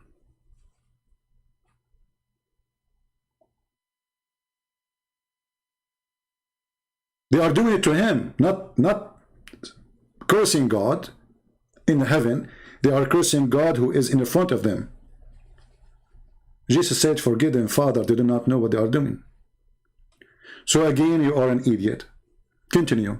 Life, David Wood is abusing the historical Jesus by claiming that he was an advocate for these types of liberal ideals and that he would have disapproved of Islam. So this is the politics of Jesus question, and there's also the Old Testament question and the Christian governance question. If David cannot answer these three issues in the debate, he really has no leg to stand on in criticizing Islam for violence and intolerance. Well, we answer all those questions. And actually, I heard David, he is saying something very important, but I don't know which minute he said that. Let me see. Did I take a note? I'm not sure.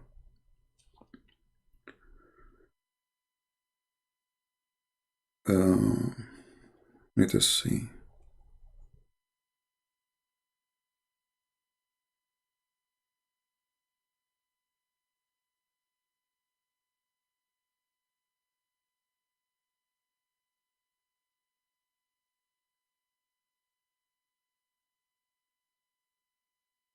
Okay, in the minute I have a note for this one. Let us go. 45. Listen to what David he said, which is very good. Pillar of cloud giving us orders right now, and you say, I don't have to listen to you.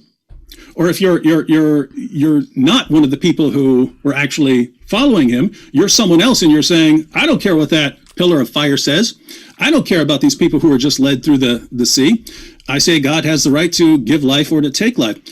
This is very different from Muhammad coming along. Someone who comes along and the guy thinks his first impression of his revelations was that they were demonic. He has to be talked out of that by his wife and her cousin. He tried repeatedly to commit suicide. Whenever something was going wrong, he would try to hurl himself off a mountain. He admittedly was... Stop. Because this guy, he did not like what you said, David.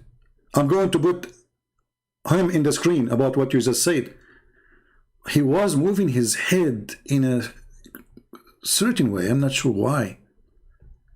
Watch carefully.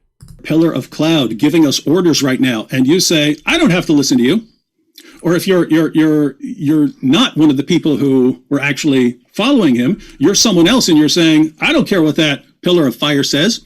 I don't care about these people who were just led through the sea. I say God has the right to give life or to take life. This is very different from Muhammad coming along. Someone who comes along and the guy thinks his first impression of his revelations was that they were demonic. He has to be talked out of that by his wife and her cousin. He tried repeatedly to commit suicide. Whenever something was going wrong, he would try to hurl himself off a mountain. Did you see how he moved his head? No, this is not true. Muhammad, he tried to kill himself. No. You are so cute. Look at his face. He's moving his head like a lizard. Let's go to the hadith. Potato. No. This is your stupid prophet trying to commit suicide many times. Not only once, not only two. The hadith says many times. And here the reference. This is Sahih al-Bukhari. You cannot tell me this is weak. 6982. So don't shake your head like a lizard. It says here that we heard that he intended several times to throw himself from the top of the high mountain, and every time he went up to the mountain in order to throw himself down, Jibreel would appear before him and say, Oh Habibi Muhammad, indeed you are a messenger of Allah. So obviously your prophet himself, he don't believe he's a prophet, because when he hear that, he calm down, he go home. Which means the reason for him to go and try to commit suicide, that he himself is the last one to believe he is a prophet. And look how stupid Muhammad is. He needed the angels to keep coming to him. It's like a spoiled boy. You tell him, he go in the floor, he starts shaking his head and crying, I want candy, I want candy, I want to go, and then his mom, she come and she give him a candy and he stopped crying. This is your prophet. Each time he want to commit suicide, each time, how many times? The angel appear for him, and the funny is that the angel, he wait until Muhammad climbed the mountain. Look like the angel, he like to see Muhammad hiking. I mean, why the angel don't appear to him when the guy is leaving the house? Why he wait until the guy in the top of the mountain, and now he's negotiating with him? Secondly, isn't it your prophet, he says that the one who kill himself, he will end in hell? So why he's trying to kill himself? Isn't it obvious that your prophet is a monkey? His brain is a brain of a coconut? He think he's a coconut. He climbed the tree, he wanna jump. Jibril, he come to him, hey coconut, don't jump. Truly, truly, you are not a coconut.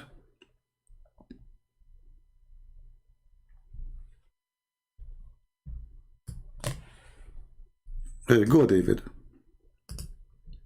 Tell us more about the coconut.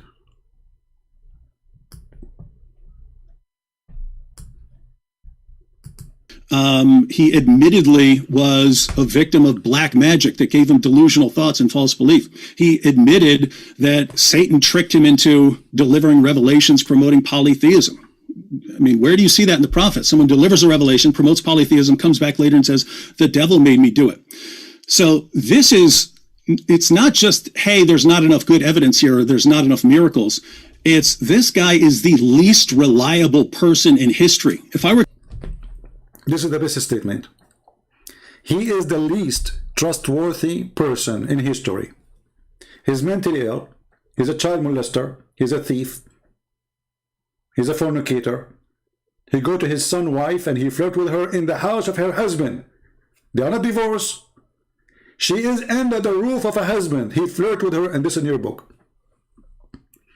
So when an idiot, he come and say, we have a law. Okay, shouldn't we ask who is the one who provide the law for you? We find that the law is coming from a guy who want to kill himself many times. From a guy, he been squeezed by an angel, and his wife, she discovered this is an angel or not by doing striptease. By a guy, he legalized for him that a Muslim, he can have 4 wives, but he can have unlimited wives. This is a law. It's a law of God, that God, he made a special law for Muhammad, and there's a special law for the Muslims. It's a law that you cannot marry a woman her husband is dead if she is the wife of Muhammad. Special law. Isn't it obvious that this person is mentally ill, creating law to fit with his jealousy? He don't want any man to sleep with his wives. How come he slept with women who they are widowed, but his widowed cannot sleep with women, with men who they are alive? He's dead now. Aisha, she can't get married. Khadija, she have 2 husbands before Muhammad. Muhammad have no problem to sleep with her because she is rich. So how come when his wives became widows, they cannot marry after Muhammad? Is that a law of God? You ask Muslims why a Muslim woman is better for her to marry if her husband died. They would say this is will prevent the fitna, which means temptation. Okay, good. What about the wives of Muhammad? They don't have temptation? Their vagina is closed by wax? Protected by Allah? What is the problem of the wife of Muhammad after his death? She marries someone else. So Muhammad obviously is the last trustworthy. Is it trustworthy to have a person, he go to your house and you are his son, and when you are not there, he flirt with the wife?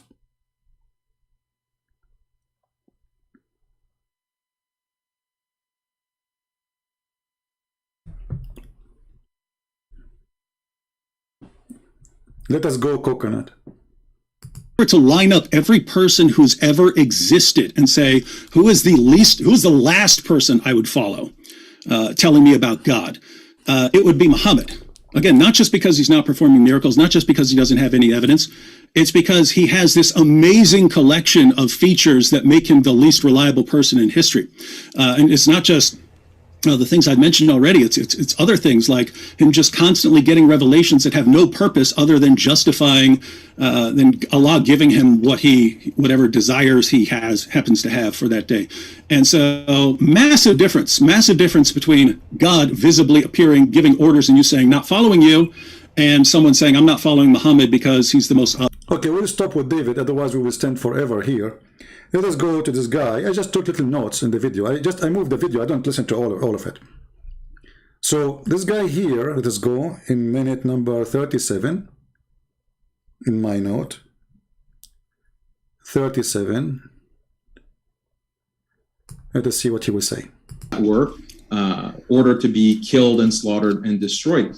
And the other point that you made is that I'm trying to attack the Old Testament for its violence. That's not my point. Like, you completely misunderstood my point, David. My point is that how are you criticizing Muhammad sallallahu alaihi wasallam and the Quran? How are you criticizing us for abiding by this religion when these things are found in the Old Testament? Can you find me where in the Old Testament it says you can go and take the wife of your son?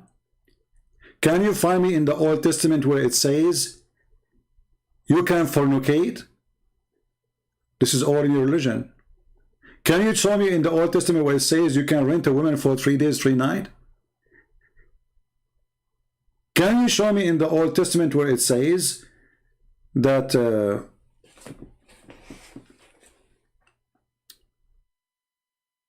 in the case of murder, we will go for that later, just wait for this one. Just wait.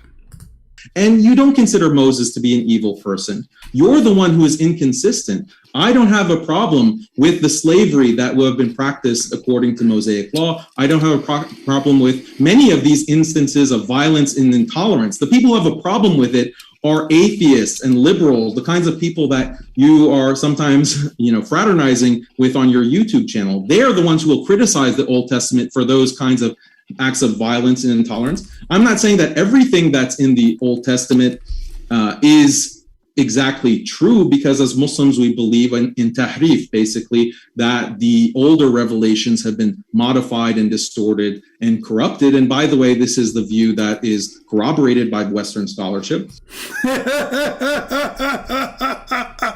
Western scholarship, he was just attacking the atheist, and now he take the atheist against what he say. Look how the stupidity. He says, I believe as a Muslim that I don't believe in the Old Testament because it's corrupted. So you idiot, if it is corrupted, so how you're a prophet? He say, I believe in thee and the one who sent thee. Remember carefully, he mentioned the Old Testament by name. As long the Old Testament, according to you Muslims, is corrupted, then how Muhammad in his time, in his lifetime, he come to the Jews and he said to them, bring me the Torah, and he would draw the cushion from underneath of him and he placed the Torah on it. Look how much respect he's showing. And he's saying, I believe in thee and the one who sent thee. But you just said, I don't believe in thee and the one who sent thee. So you just confirmed that Muhammad, as David would say, he is not a reliable person. He's a stupid. Because if the book of the Jews is not true book, it's corrupted, as you said, then how your prophet he swear by it and say, I believe in thee? One of you is a stupid. One of you is a liar. Either Muhammad, he knew it's corrupted and he's swearing by it, that will make him absolutely satanic, proving that he is a false prophet. Or Muhammad, he don't believe it's corrupted and he is swearing by it, and that will make you a corrupt liar. So which one? Here you notice the idiot. He said that the Jews, they corrupt the Torah, right? If you go and read the Quran, you will not see where it says they corrupt the Torah. It says يُحَرِّفُونَ الْكَلِمَ عَنْ مَوَاضِعِهِ. They change the location of words, and the story is the same hadith. A Jewish guy, he put his finger over the word stoning to death. He did not take the word. He placed his finger over it.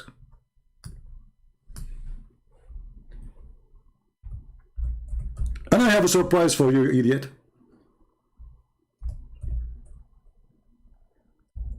Your God Allah, he said to Muhammad, why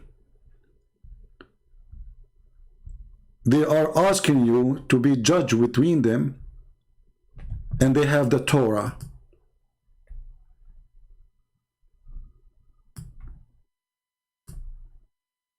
But why do they come to thee for decision, for judgment, when they have their own law before them, in the front of them? Do you see it?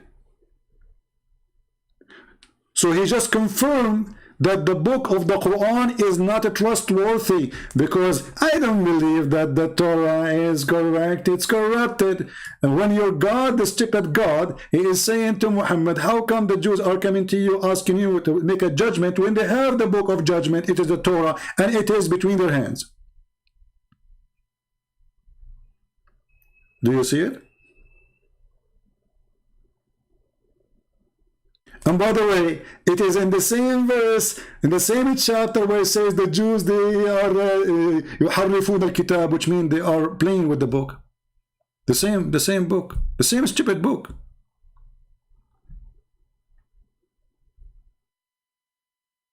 Read it.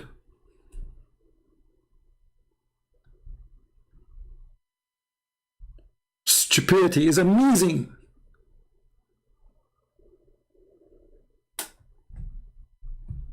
I mean, I cannot find Abdul, he have a little IQ to speak about. And actually, this, if we can call it a debate, this is a wonderful debate, because you just got your prophet busted.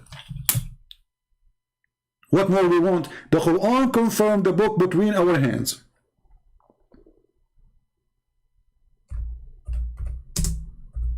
And he confirmed the gospel and the Torah.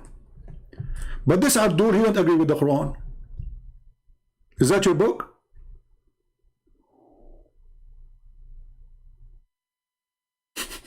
Is that your book? And as long you are making an argument that Jesus did not bring a law, if this is what the Christian adopt in the New Testament, so why you stupid God, he confirmed what Jesus brought in the gospel? And read it carefully. It says, confirming what is with them. He did not even use the word gospel, by the way. He did not even use the word Torah, which means whatever is with them. All the books with them, Allah, he confirmed. And we just showed you that Muhammad, he take an oath of it. So do the Quran confirm or does not confirm? Do you see the stupidity? And when this guy, he say and he speak that Quran and Islam brought a law, can you tell me the law of rape in the Quran? For sure there's no law, because Muhammad is a rapist. And as long the Quran is made by God and you have a law, what kind of God he changed his law every few days? Let us read together, because I want to finish this video, otherwise it's going to take forever. For whatever this guy, he said, it's a horrible for his religion, not for us. He said nothing, except he got his prophet busted. He said that the Bible is corrupt, the Torah is corrupt, his prophet, he swear by it. He said it's corrupt, and the Quran says confirm it. He says it is not to be followed when the Quran says why they are asking you about judgment when they have the book between their hands. And then we find this.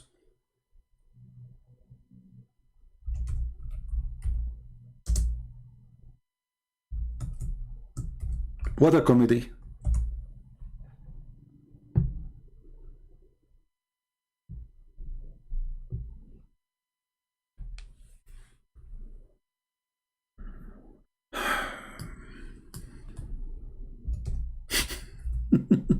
You have a book of law? You have Sharia law? Let us see. Chapter 2, verse number 106. Remember, he's talking that Muhammad, he brought a law. What is the law? Whatever verses between two bracket revelation do we abrogate or cause to be forgotten? Question. Allah, he made a law, and now he will make you forget his law. Why? Do we have any Abdul in the crowd? He can tell us how in the world such a thing happened?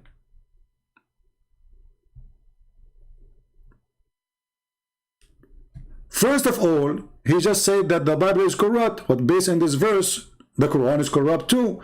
Because based on this verse, there is somebody, he make us to forget the law of God. Based on this verse, the one who calls us to forget is Allah. But this doesn't mean that Allah is a stupid mental psycho. He make a law, and then he wants us to forget the law he made.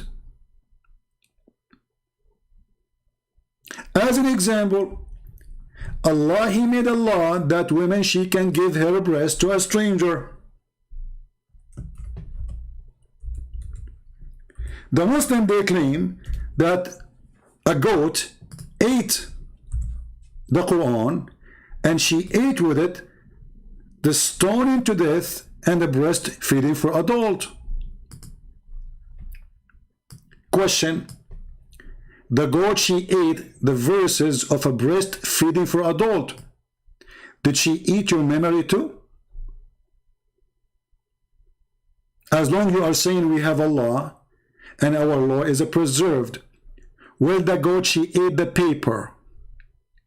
Did she eat your head? Did she go to every Muslim house and she eat her memory, his memory?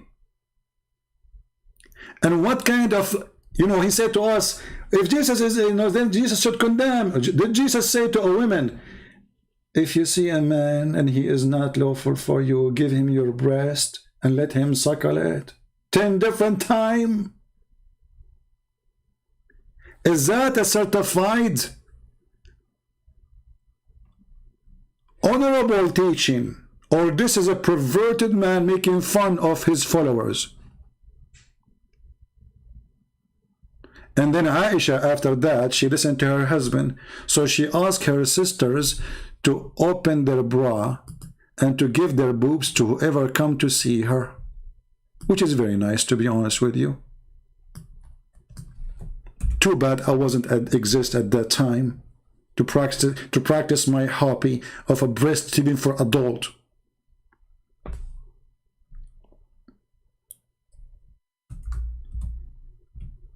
Is that a law of God? A woman, she give her boobs to a stranger? You will say, oh, this is only was a license for one. Your God, he made a license only for one woman, and it is a breastfeeding for adult? 10 times? He, by the way, why 10 times? What about 5 times? What about 2 times? I mean, do you think like 1 time will not do it? Like what will happen if we do, 10 times, 10 times? What about if it's 9.5?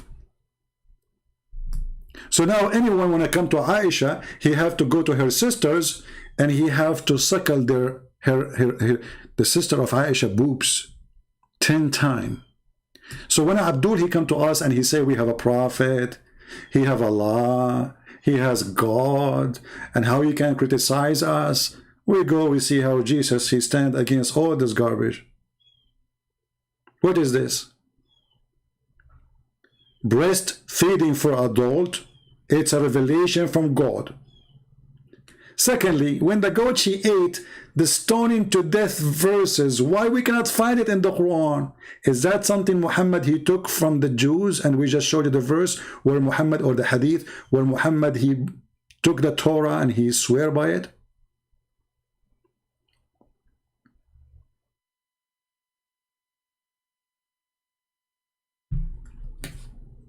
Shall I say more, guys, or we have enough for today? I mean, we can continue forever.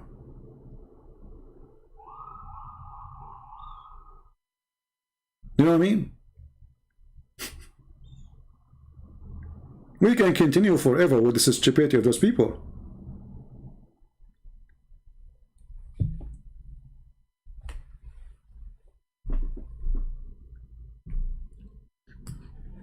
This guy, he said in the video, I have in my note here in the minute 41, I think. Let's see. You see, I was just going over the video, like just I moved the mouse. I'm not going to listen to everything. And whatever he say in that moment, I save it. Minute 41. 41. Let us go to 41.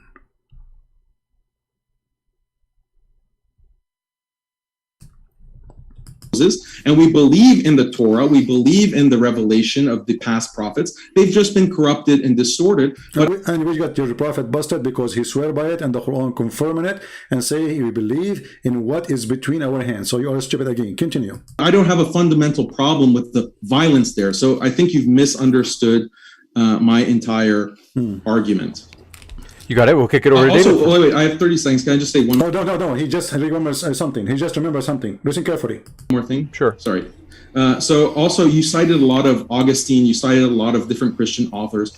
I don't think that's really relevant because I can also cite many Christian authors who said very intolerant things, and Christian emperors, Theodosius, who was very intolerant. You see here the stupidity is, I can recite Christian who say intolerant things. We are talking about God teaching. We are talking about Jesus teaching. And you are talking, okay, Christian Prince, he says something. What does this have to do with Christ? Look what he will say now. Tolerant with his policies. You have to go back to the original sources because that's how you criticize Islam. You look at the Prophet, peace be upon him. So when you're justifying just war theory and so forth, place it in Jesus's actual teachings. Thank you very much. We place it in Jesus' actual teaching and we place it in Muhammad's actual teaching. So the actual teaching of Muhammad to go and attack the tribe of Safiya, and then he killed the husband, the brother, she was a bride, and the father, and then he raped her before he left the town.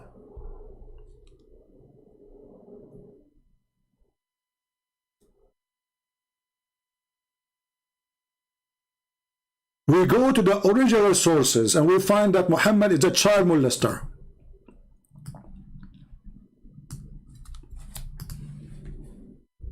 Who have a sexual desire after a child. She is 6 years old. We find that Muhammad, he encouraged his men to go after children to rape them, claiming that they are more fun. As an example, there's a story of a person, his name is Jabir, and your prophet, he asked him, why you are a rush, Jabir? Jabir, he said, oh, I am a newly married prophet. Muhammad, he said, did you marry a previously married woman or a child? The guy, he said, a previously married woman. Muhammad, he says to him, why? Why? Why you don't marry a young child so she can play with you and you can play with her? So you are right. When we want to criticize, we are not going to judge Islam by a Muslim. We are going to judge Islam by Muhammad. And we are not going to judge Christianity by me. We are going to judge Christianity by Christ. If there's anything wrong Christ did,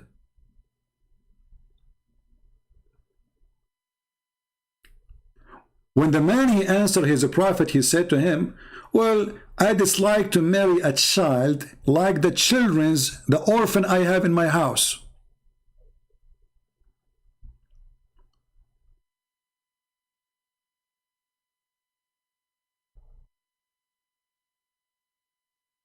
Do you know how to read?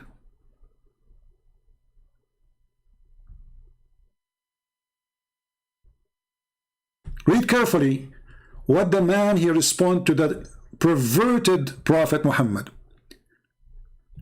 He asked him, did you get married, Jabir? He replied, yes. He asked, is she a virgin or a matron? What kind of a question this question is? Here you see how low this man is. Why you are asking about the status of the vagina of the wife? Because all the question here is not about who is she. He's not asking who is the woman. He's not asking him, is she good? You like her? He's asking how her vagina now. Is she a virgin? Imagine you meet a friend in a coffee shop and he said to you, hey, did you get married? You say yes. He said, tell me about her vagina. Is it virgin vagina or it is not virgin vagina? The guy, he said to him, well, no, it's not virgin vagina. It's been used. I replied, oh, she have a unvirgin vagina? He said, why? Why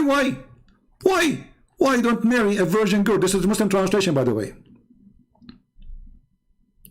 So that you might play with her and she play with you. Like, stupid idiot. What the vagina, which is virgin, have to do with the playing now? Do you see how we got them busted with the translation? It is, yes, it's about a virgin, but it's about a child. Because if the woman, she is widow, or a woman she have previously married, or a woman she is a virgin, still you can play with her. So what the problem? So do you think if the woman she have a previously used vagina, you cannot play with her? Like, that's it? When the women, they lose their virginity, they don't play?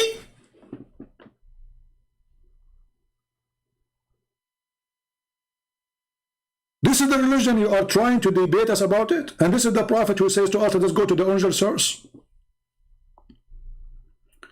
What playing with her have to do with her having a used vagina or unused vagina?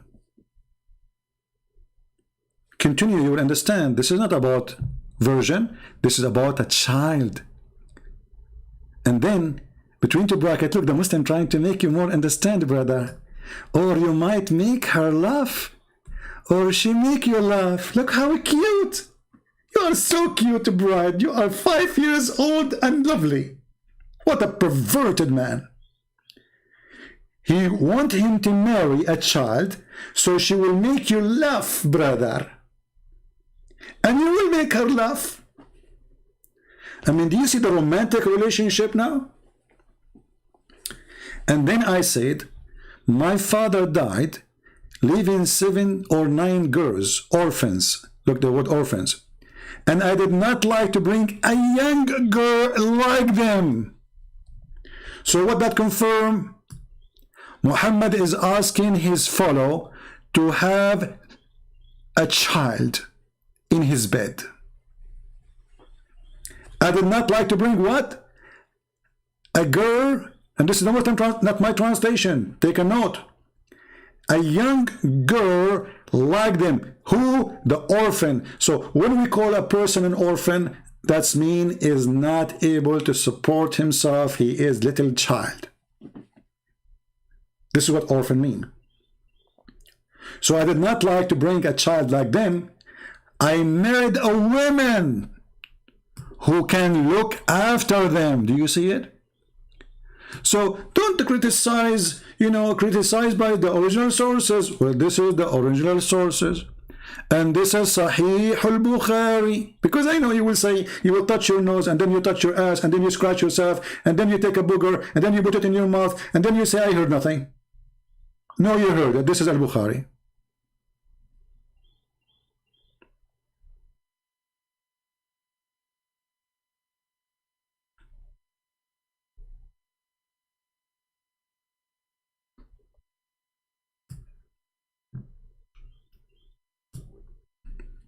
Shall I stop here? Because things will go crazy if we continue. What do you think, guys? It's enough? We have now, man, 2 hours and 4. We did not even play 5 minutes of the video.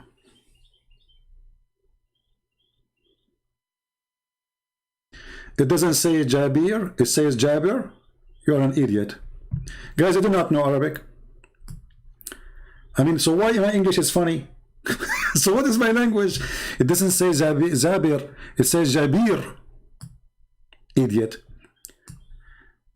Abdul, all those Fatha and Kasra, you added them later, and we will make a video soon about it, so everybody will laugh at the Quran. Just wait. I have a surprise for you. Big surprise. All you Muslims, you will shave your mustache, and you will move the mustache to different location in your body. Just wait for the coming video. Because yesterday somebody made a request, and I promised him to do it. And we will talk about what you are saying.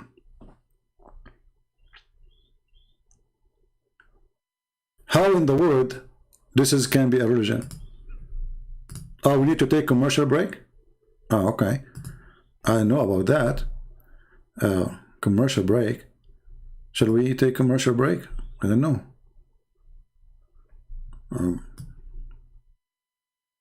Let me ask the director, you mad? You mad? Is it a time for commercial break? You know, because you know, he is the director. He is in charge of the commercial. You know, what do you want to say to us? Whatever debate you want. Commercial break. Hello, Habibis. If you would like to support Christian Prince, please go to Patreon and show your support. www.patreon.com/Christian Prince. We thank you all for your kindly support and enjoy the video. Patreon.com, but it's the funny when they say but Patreon. This guy's good.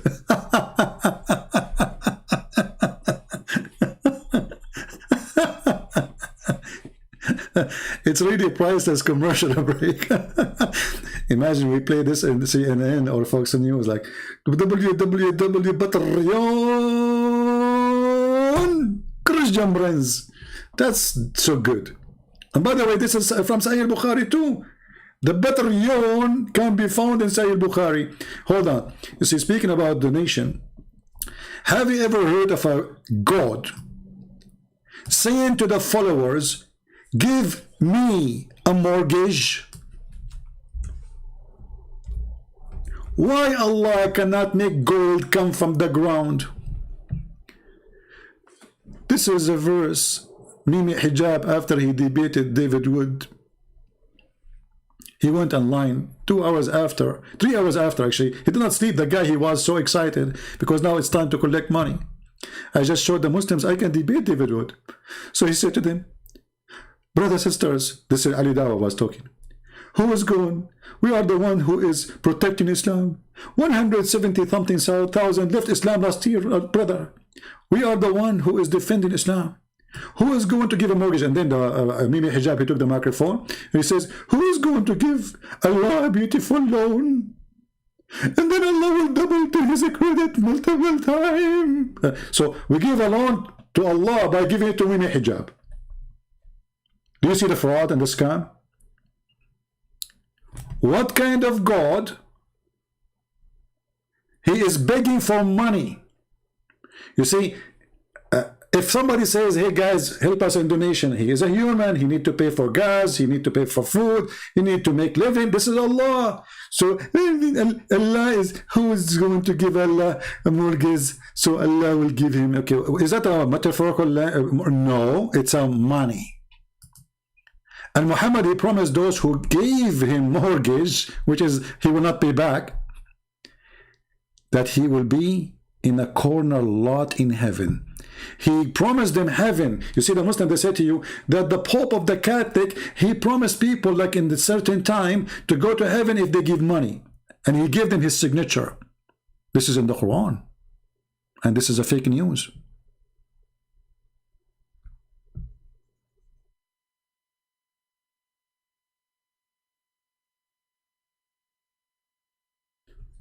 In chapter 5, verse 12, it says that the one who gave Muhammad money, Allah will erase his sin.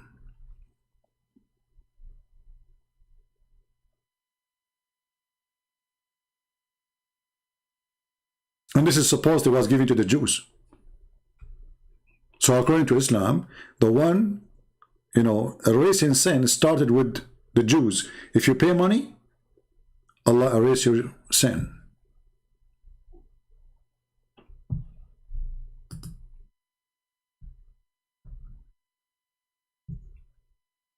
Chapter 64, it says clearly that the one who gives Allah a mortgage, Allah will open a credit card for you in heaven and he will forgive you.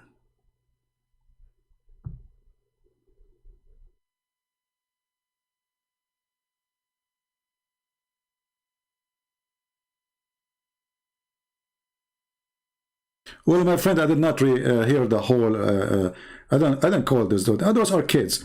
I did not hear the whole thing. I go over the video. I move the mouse. I have no time. I was sitting, doing some more work translating the Quran. So I said, let me see what happened yesterday. And I was moving the video, and I stopped here, and I skipped most of the talk. David Wood. Actually, I stopped only twice with David Wood talking. But anyway, here you see how silly, how stupid this religion, and how silly their argument is.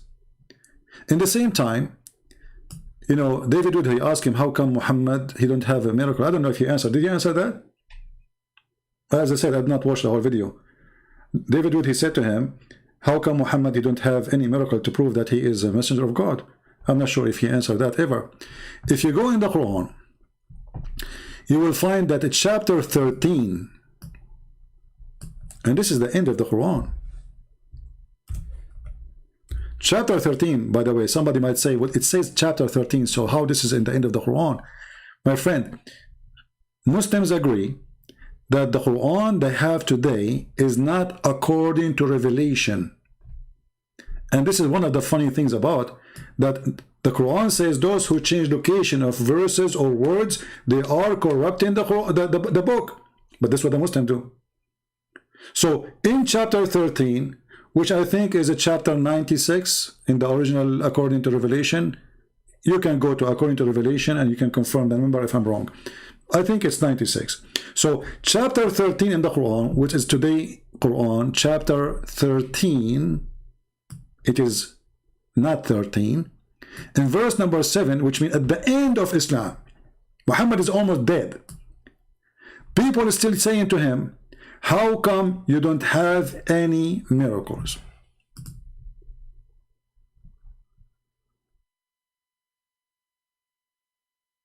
Right?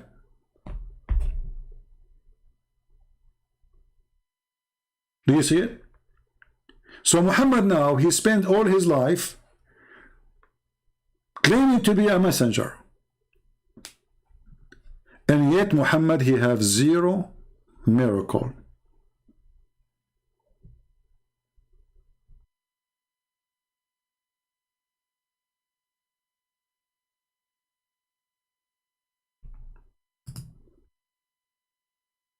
So you tell me that you have a law. What law? Where is the law? Where is the law in the Quran? And when Allah, he says, Allah, he cause you to forget the Quran, and Allah, he will make a better Quran. Have you ever heard of such a thing? When we speak about Muhammad, he have a law, violence law or not violence law, who care? The end of the day is a stupid religion. As an example, Muhammad, he says, in the case of murder, as long as we are talking about violence law. So do Muhammad have a law for murder? Yes, he came with one. What is that law? Let us see. And remember, this is something coming from his God. This is not Muhammad supposedly talking. This is Allah. So Muhammad, because he's a genius, he said in chapter 2, verse 178, O who you believe in the law of equality prescribed for you in the case of murder, free for the free, slave for the slave, women for the women. Okay, so Allah, he gave a law. But look at this stupid law. If you kill my wife, I kill your wife. If you kill my slave, I kill your slave. So which means the killer is still free. In the top of that, just to show you that Muhammad is a fraud, if Allah, he gave a law for murder, have you ever heard of a God, he changed his law second day?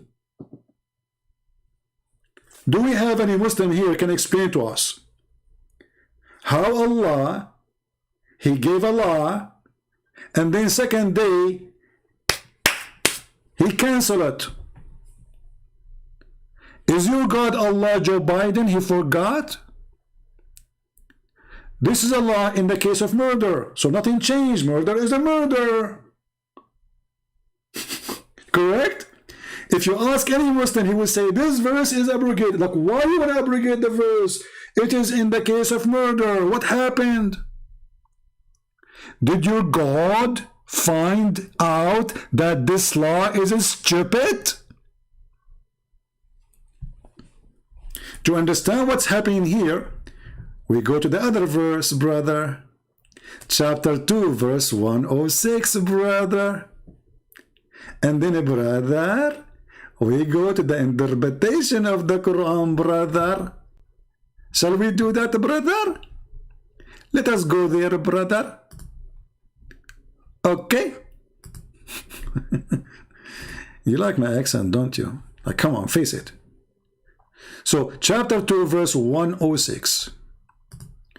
What is happening here? Let us understand the Quran, amazing book of Allah. It's for sure coming from the true God. You will not believe it how important this story is. Look what Muhammad was doing. Remember, Muhammad have Allah, and Allah is coming from his God. But what Muhammad do, he give Allah in the morning, he changed his mind afternoon. When the disbelievers began to dared the matter of obligation, saying that one day Muhammad he enjoined his companion to one thing, then the next day he forbid it.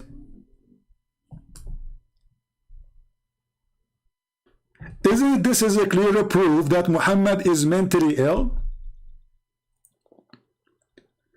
Imagine God is making a law. Is that you, CP? No, I don't know. I need to call a friend. Can I call a friend? Is that you, CP? No, it's not me. Is it that connect? But the guy is asking, are you CP? Brother, sister, some people they are confused about me. Some people they think I'm CP. In fact, I'm not CP. I'm Dr. Zakir Daik. And I will move with you. I have a beard, I'm trying to grow. I'm with the manure. What do you mean? Is that the UCP? Anyway, so listen carefully. There's a God, his name is Allah. Let me draw this one. This one needs to be drawn. It's hard to some people to understand. So I need to use some art, some artistic. It's time for art, brothers and sisters. So you can able to digest the logic of Islam, brother. It's very hard to digest such a teaching. So there is a God. His name is Allah. He lives in the blue sky. Allah is not blue, but he lives in the blue sky, okay? In the top of the blue sky. This is the blue sky, okay? And Allah is there. I want to draw him in white, but the background is white, so you will not be able to see Allah. So excuse me, Allah, I have to color you. I will use a color you like. Usually it's pink, but I don't have it. So this is Allah, brother. And he is sitting in the top of his chair, as the Quran says.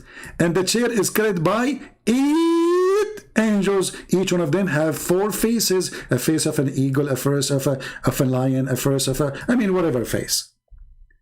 And then, brother, Allah, he sent Quran. The Quran come from under the throne, by the way, because Allah doing poo-poo. So Allah sending law. This is the law of Allah is coming down. Muhammad is here. Muhammad, he got the law. Muhammad, after he got the law, he kicked the law with his foot. He have 2 foot, Muhammad. This is the first law. He cook it and he throw it at the Jews. The Jews are here. And this is the Prophet Muhammad Salah. So the Prophet, he kick the first law, goal. Okay. Now the Prophet, he kicked the law of Allah and he put it and he made goal. But the Prophet later, he said to himself, you know what, this goal was not my goal. So the Prophet, he bring the same law and he kick it in the other direction, brother. And now it is time to throw it out of the football stadium. Goal! This is how Allah, he abrogate the law second morning. So Allah, he sent the law, and this law, Muhammad, he don't like it. People don't like it. It's a stupid law. So what we do? We send it in the morning, we abrogate it in the second day. Isn't it this is fantastic, Prophet? I mean, the law did not even live to the second day. Do you think Allah, He wrote His law in beef, and Muhammad was afraid that the law will decay? And those people, they are saying to us, we have a prophet. You will give $70 million for my art?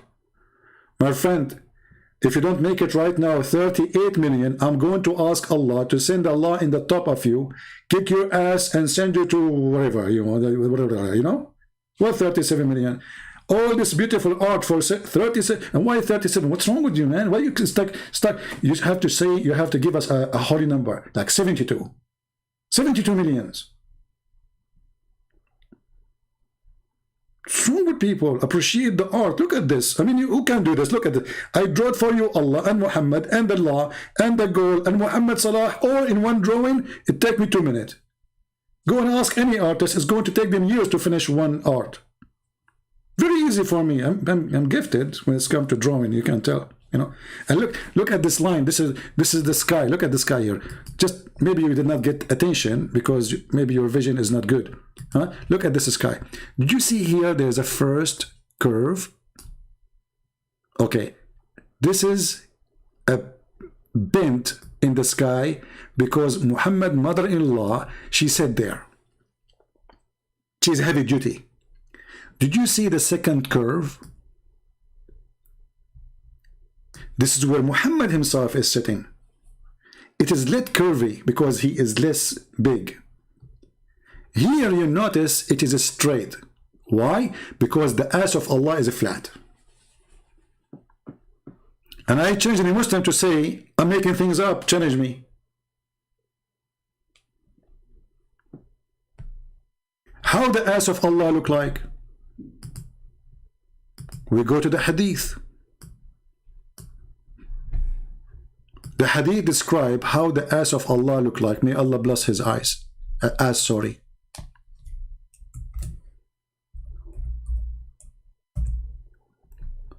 Read, Abdul, read.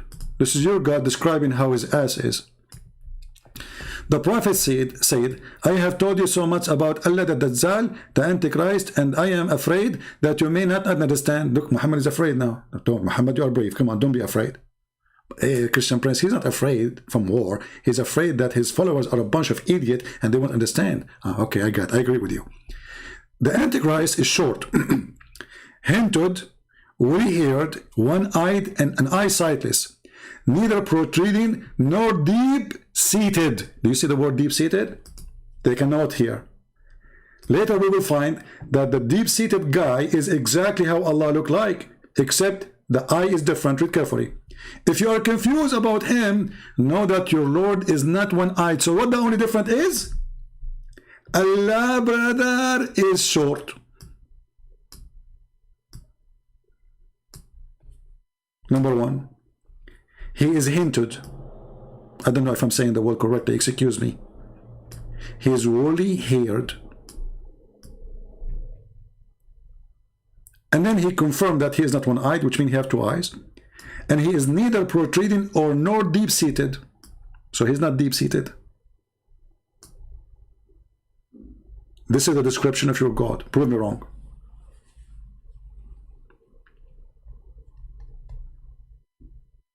We go back now to the Allah, Prophet, and his God, who he received inspiration from Allah, and he made Allah, and the second day he forbid it. Isn't it this is a clear sign that Muhammad is coming from God? I mean, think about it and be honest. I finally catch CP live and I am dying laughing. Well, as long as you are not a female, I am fine with that. Oh boy. Sometimes you get scared here with comments. When the disbeliever began to deride the matter of abrogation, saying that Allah, that Muhammad enjoy his companion one thing and this next day he forbid it, Allah, he decided to refute them. Look at man, this is deep. I mean, think about it. All of you are, you don't even have a brain. All of you are not smart. Allah is the only smart person here. Look at the refutation. He got them busted in a second. Allah, He revealed the following. And whatever verse is the conditional particle and has been revealed containing a judgment to abrogate either together or with its recite or not with the only judgment, but it is ritual continues. What the heck is that? I mean, and you ask me why Sam Shamoun, he lost his hair? Because he was reading this. Sam Shamoun is so smart person. He was looking at it. He said, hey Sam, stop looking at this verse. I came after 2 hours. I found some hair in his shoulders. I said, Sam, do you want to go out, go somewhere? He said, no, I need to think about this. This is very deep.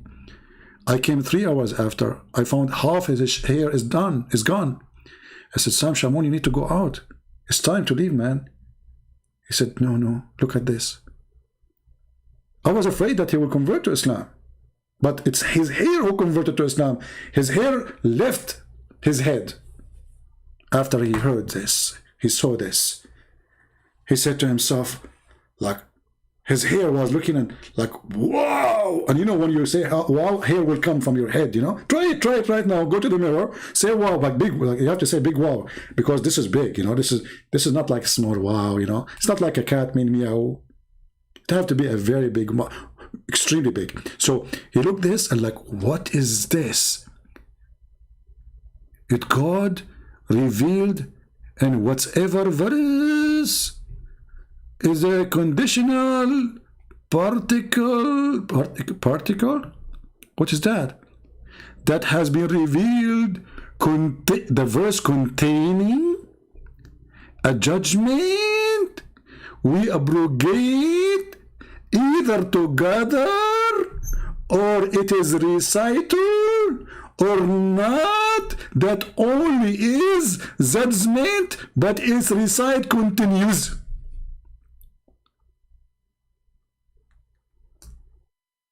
I cannot say more. I mean, how many of you is in love with the wisdom of this God who sent a verse in the morning containing a judgment and law, and second day Allah he decide forget. And actually, if you go to the verse, it's even more hilarious because the verse says that Allah is going to compete with Allah and he will make Quran better than the Quran of Allah, which is previously made by Allah. Should I draw this one too? Okay, hold on, let me draw it for you. Because here it says, read carefully. We bring a better one or similar. Oh, look, what the heck? That's beyond intelligence. This is supreme intelligence. Allah will make us forget the Quran. He will cause us to forget the Quran. And the purpose, brother, to bring something better or similar. I will explain to you because all of you are kuffar and you have no idea how amazing Allah is. Time for art.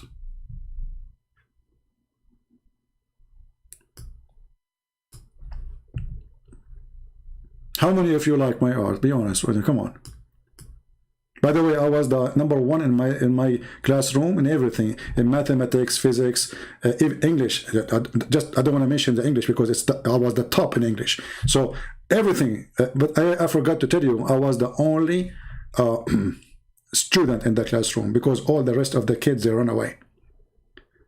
And this is what happened when Allah in the Quran, he says Allah is the best of the creators. The Muslims, they say he's the only creator. So how is the best of the creators? He was the only one in the classroom, like Christian Prince. So look what happened here. Allah will send Quran. Let us draw again. It's time for art. I'm going to charge you for this. It's not for free. Commercial break. And by the way, somebody says to me, I noticed that not many people are donating. He said, because you are making your videos unblocked. If you make it a block, then people cannot see unless they donate. I said, my friend, you got me wrong. Yes, everybody need support. But I am not here because of the support. I'm here to teach and to reach out to every human being, the poor before the rich. And those who can support us, thank you very much. And those who cannot, thank you very much too. They cannot anyway. So we are not here going to make a video blocked and make it only available for those who have money. We are not doing business here. My service is for free for everybody. So those who donate or they don't, for me, they are equal. However, for sure, those who support, that means they are showing that they mean it and they are truthful. So this is an answer for the one who said. Now we go back to the topic. So Allah, He made Quran. This is the first Quran Allah He made. Look at this art here, look. This is the first Quran, brother.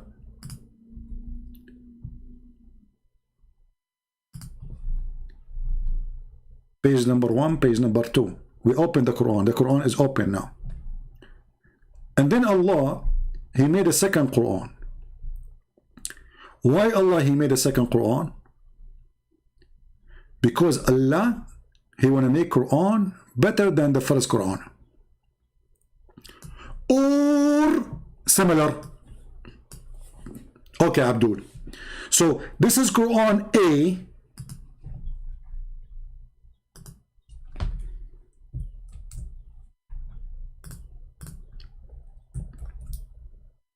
Why this thing is not working? I'm typing in Arabic, hold on.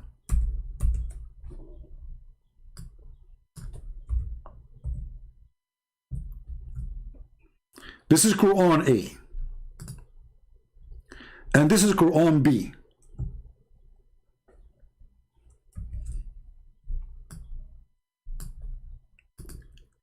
The reason Allah He made Quran A, because Muhammad He needs Quran right now.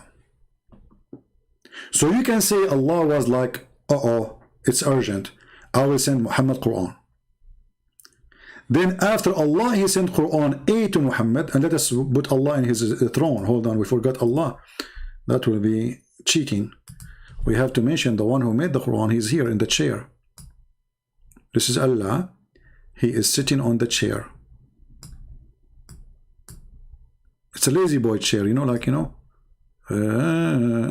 so Allah sitting there. So now Allah, He sent Quran A and Quran B.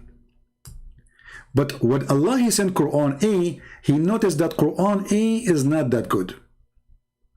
So He said to Himself, I'm going to send something better or similar. Better or similar.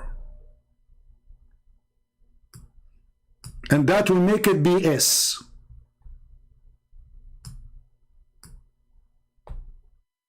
Quran. Think about it. The new BS Quran, better or similar, Allah proving to us that He is going to make Quran, which is BS Quran, better than the previous Quran. Which means Allah, He is not Allah, because Allah Quran should be always perfect. But Allah, He found that His first Quran is better, and is not better. He need to fix it. So He decided to make Quran, which is BS, better or similar. Don't take it wrong. I'm not meaning anything, by the way, BS. Okay, hello. Come on. So BS Quran was to fix the previous Quran, which Allah He sent just yesterday. I mean, do you see how fast the connection between Muhammad and his God? The God He sent the Quran yesterday, Allah He sent the BS Quran to fix the previous Quran, because the previous Quran is not good as the second Quran. What is making it more stupid is going to send a similar Quran. So why you are for abrogating the first Quran if it's a similar Quran?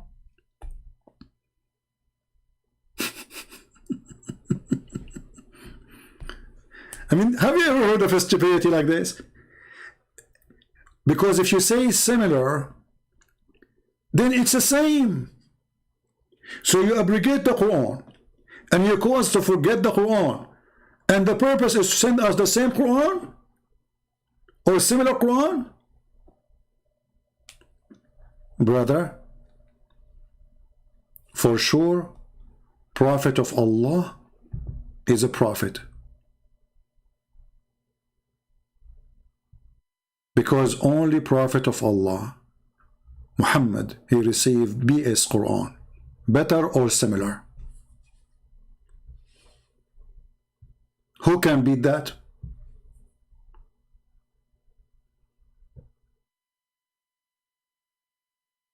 Nobody. We have to be honest here. Yeah, exactly. It takes the angels 1,000 years to deliver a message, to go up 1,000, to go down 2,000 years. So how Muhammad received an order by the morning, and then second day he received different order opposing? Remember, it's not just different order, it is the opposite order, canceling the first one and getting a new one which is opposing the first one. When I say stupidity is amazing, we mean it. And you have to accept it. So I'm going to stand here because this will be endless. I mean, we stop here better than keep going. Otherwise, we will stay here for the coming, 10 hours. Yesterday, I stayed for 4 hours in the same day. I mean, we did not even pass 24 hours. And now we are doing another 2 and 36 minutes. So I better stop here with the BS Quran. And from now on, you know, if you say to a Muslim a BS Quran, he said to you, why you are insulting? Show him the reference. It's your God who said, brother, Allah will make better and similar. This is the BS Quran. Which reference? Chapter 2, verse 106. 10. Hamburger. Muhammad is the one who want to teach us Arabic, but his Arabic is horrible. His book is God. Even his God, he agree that he have sent a horrible book, and he is going to cause. And look at the cheating here. He wants you to forget so you don't remember how stupid it was. I wish I can do that, man, because sometimes we do stupid things to ourselves too. Imagine, like, you know, let us say you are married and you do a stupid thing, whatever thing, and now what your wife, she is angry from you, and now you have a control. You make her forget what you did. Man, that's so good. Especially if your mother-in-law is behind your wife now. You look at them both and you control them. Forget what I said. And you say to your wife, hey honey, did you hear what I said 5 minutes ago? She said, you were not here. You were here? She forgot everything. And now you can give her a better Quran from what she heard 5 minutes ago. And that the new Quran you will give her is the BS. So with the BS Quran, we say to you, thank you for being here. And I hope you will not have a BS weekend, because we have enough BS Muhammad. And and we don't want to end with let us go Brandon. We want to end with the commercial break maybe, because that is more legal. And by the way, this guy who is telling us about Allah and the law of Allah and Muhammad is a prophet of Allah, I am worried, brother, because soon I'm going to go to the bathroom. I'm not sure what I will do there. I can tell you later. But it is kind of interesting. It says, yeah, when you give the adhan, the shaitan, he not only runs, but the hadith says, lahu durat. You know what durat is? Durat is... Now I just taught you something through Allah, how to make fart using your hand. So I want every one of you, get your children and practice something according to Allah is lawful. You put your mouth on your hand. You blow air in your mouth and don't let it go until you have enough air. And then you blow it all the way until your mouth cannot take it no more. And that is the fart of Shaitan. He runs, and as he's running, his fart comes out. Lahu. Hey brother, is that the fart of this guy was debating David Wood, or this is different standard of fart? I'm just asking. Durat. I'm not making this the hadith. He's not making it. This is hadith, the prophet, the scientist, the logic, the religion, the God. Allah, he told Muhammad this message. He said, how Muhammad knew this? Allah, should I draw this one too? Allah, he sent the message to Prophet Muhammad. He says, Muhammad, urgent, urgent, urgent. Muhammad, he opened, he says in the top secret, fart information. Muhammad, he opened the paper to read the letter of Allah, which is sealed by wax. Okay, come on, stamp, top secret. He opened and it shows him how Shaitan he fought. And then now the Prophet, he knew that Shaitan he fought when Muslim they pray to Allah. And listen to the ahadith, like you first, you know what the deen is about. The deen is about getting the Shaitan away from you. So you go into the toilet, Bismillahi Allahumma inni a'udhu bika min al-khubuthi wal khaba'ith. Brother, is that abrogated law? Or we can still use it, like when we go to the bathroom? Because as you see your Prophet, he says something in the morning, he changes. Is that a law or a rule work for morning poo-poo or afternoon poo-poo? I mean, I'm just asking because time change everything. Allah protect me from these devils. You go in there with your left foot.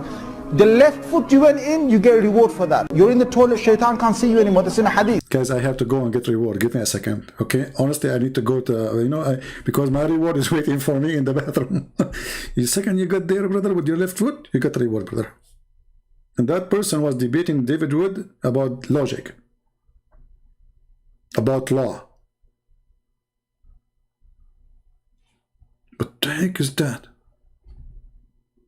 Second you enter with the left foot, you got reward? Hey guys, what do you think if we make a bathroom reward party as Muslims? So what we do, like we bring like 1,000 Muslim and we rent a bathroom, big one, public one.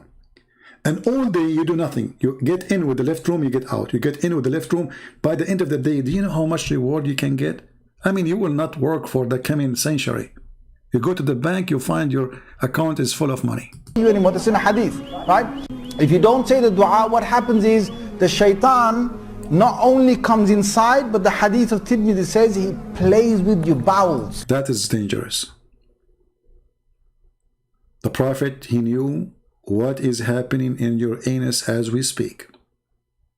He knew it. And this is what the Quran is saying. Allah will send something better. This is the better. This is the BS Quran. The BS information Muhammad he just received is abrogating the BS previously. And this BS, it is about farting and about your anus and what Shaitan is doing to your anus. So thanks to Allah and His Prophet, otherwise our anus was at risk. But now we know how to protect our anus. We go with the left foot. And then we say certain words. And then the second you say certain words, you will become invisible. Brother? In a hadith, right? If you don't say the dua, what happens is the Shaitan not only comes inside, but the hadith of Tirmidhi says he plays with your bowels. He plays with your bowels. So you're inside there, you're thinking you're going to be out there in 5 minutes. He's taking you 20 minutes and you're still not halfway there. You know what? I mean, do you see the music in the background? I don't know, most of you are not getting attention because your ears is not musical like mine. I'm thinking to convert to Islam just because of the music. Like, what is that? I mean, look at the music they put in the background. Like, what is that? Allahumma inni a'udhu bika min al-khubuthi wal khaba'ith. So Allah protect me from these devils. You go in there with your left foot. The left foot you went in, you get a reward for that. You're in the toilet, Shaitan can't see you anymore. He can't see you. You become invisible. This is what happened. I went last time to get my new gun license. I went inside and I made a mistake. I entered to the government building with the left foot. They call me. They call my number. And I went there, I sit in the chair in front of the lady there, and she kept calling me. She could not see me, brother. And I was saying, like, I'm here, I'm here. She heard my voice, she was looking, where's the guy? Where is the guy? I said, I'm sitting in front of you. And she was looking like, where? I said, I am in front of you. And then she extended her hand, and she, you know, I mean, she don't mean it. She put her finger on my nose, because this is where the voice is coming from, my nose, not because after you became invisible, the only things is working is the holes in your nose, you know, so the voice comes from there. So I was saying, I'm here, you know. So I became invisible. She did not saw me. I said, how? She got scared. She said, are you a genie or something? I said, I'm not a genie, and I am not in the ball. She said, prove it. So I had to get out, entering again, but this time not with the left foot. And I told her, this is me. She could not believe it. And by the way, she became a Muslim now. This is a true story. I have witnesses. You know, I have witnesses. I mean, I can give you their names. They are like 1,000 witnesses, but I forgot their names because Allah, He gave me the BS Quran. So the second you enter the bathroom with the left foot, I mean, I cannot get over those videos. I have to use them every day. You became invisible. It's in a hadith, right? If you don't say the dua, what happens is the shaitan not only comes inside, but the hadith of Tirmidhi says he plays with your bowels. He plays with your bowels. So you're inside there, you're thinking you're going to be out there in 5 minutes. He's taking you 20 minutes and you're still not halfway there. You know why? Because shaitan is going, ooh, la la. See, the hadith told you, I mean, the hadith said what we can say. So I think it's better to stop here, because as you see, Islam logic is behind any logic. Muslims are always right. Allah, He make a Quran, and then He abrogate the Quran, and then Allah, He confirm the Bible, and then the Muslim deny the Bible, and then Allah, He says, I confirm what is between their hands, and then the Muslim, they say the Bible is corrupted, and then Muhammad, he grabbed the Torah and he swear by the Torah, and then Abdul, he will say to you the Torah is corrupt, and Muhammad, he is respecting the Torah and taking oath in the Torah because it's corrupt, brother. And it's very confirmed, brother, that everything in the Bible is not true, including the crucifixion, to the point that the Quran witness that the Christian, they saw Jesus on the cross.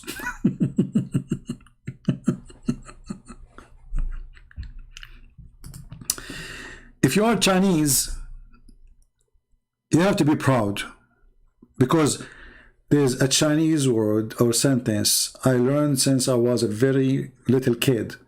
I cannot forget about it. It's stuck with me. He left as a donkey. He never came back as a horse.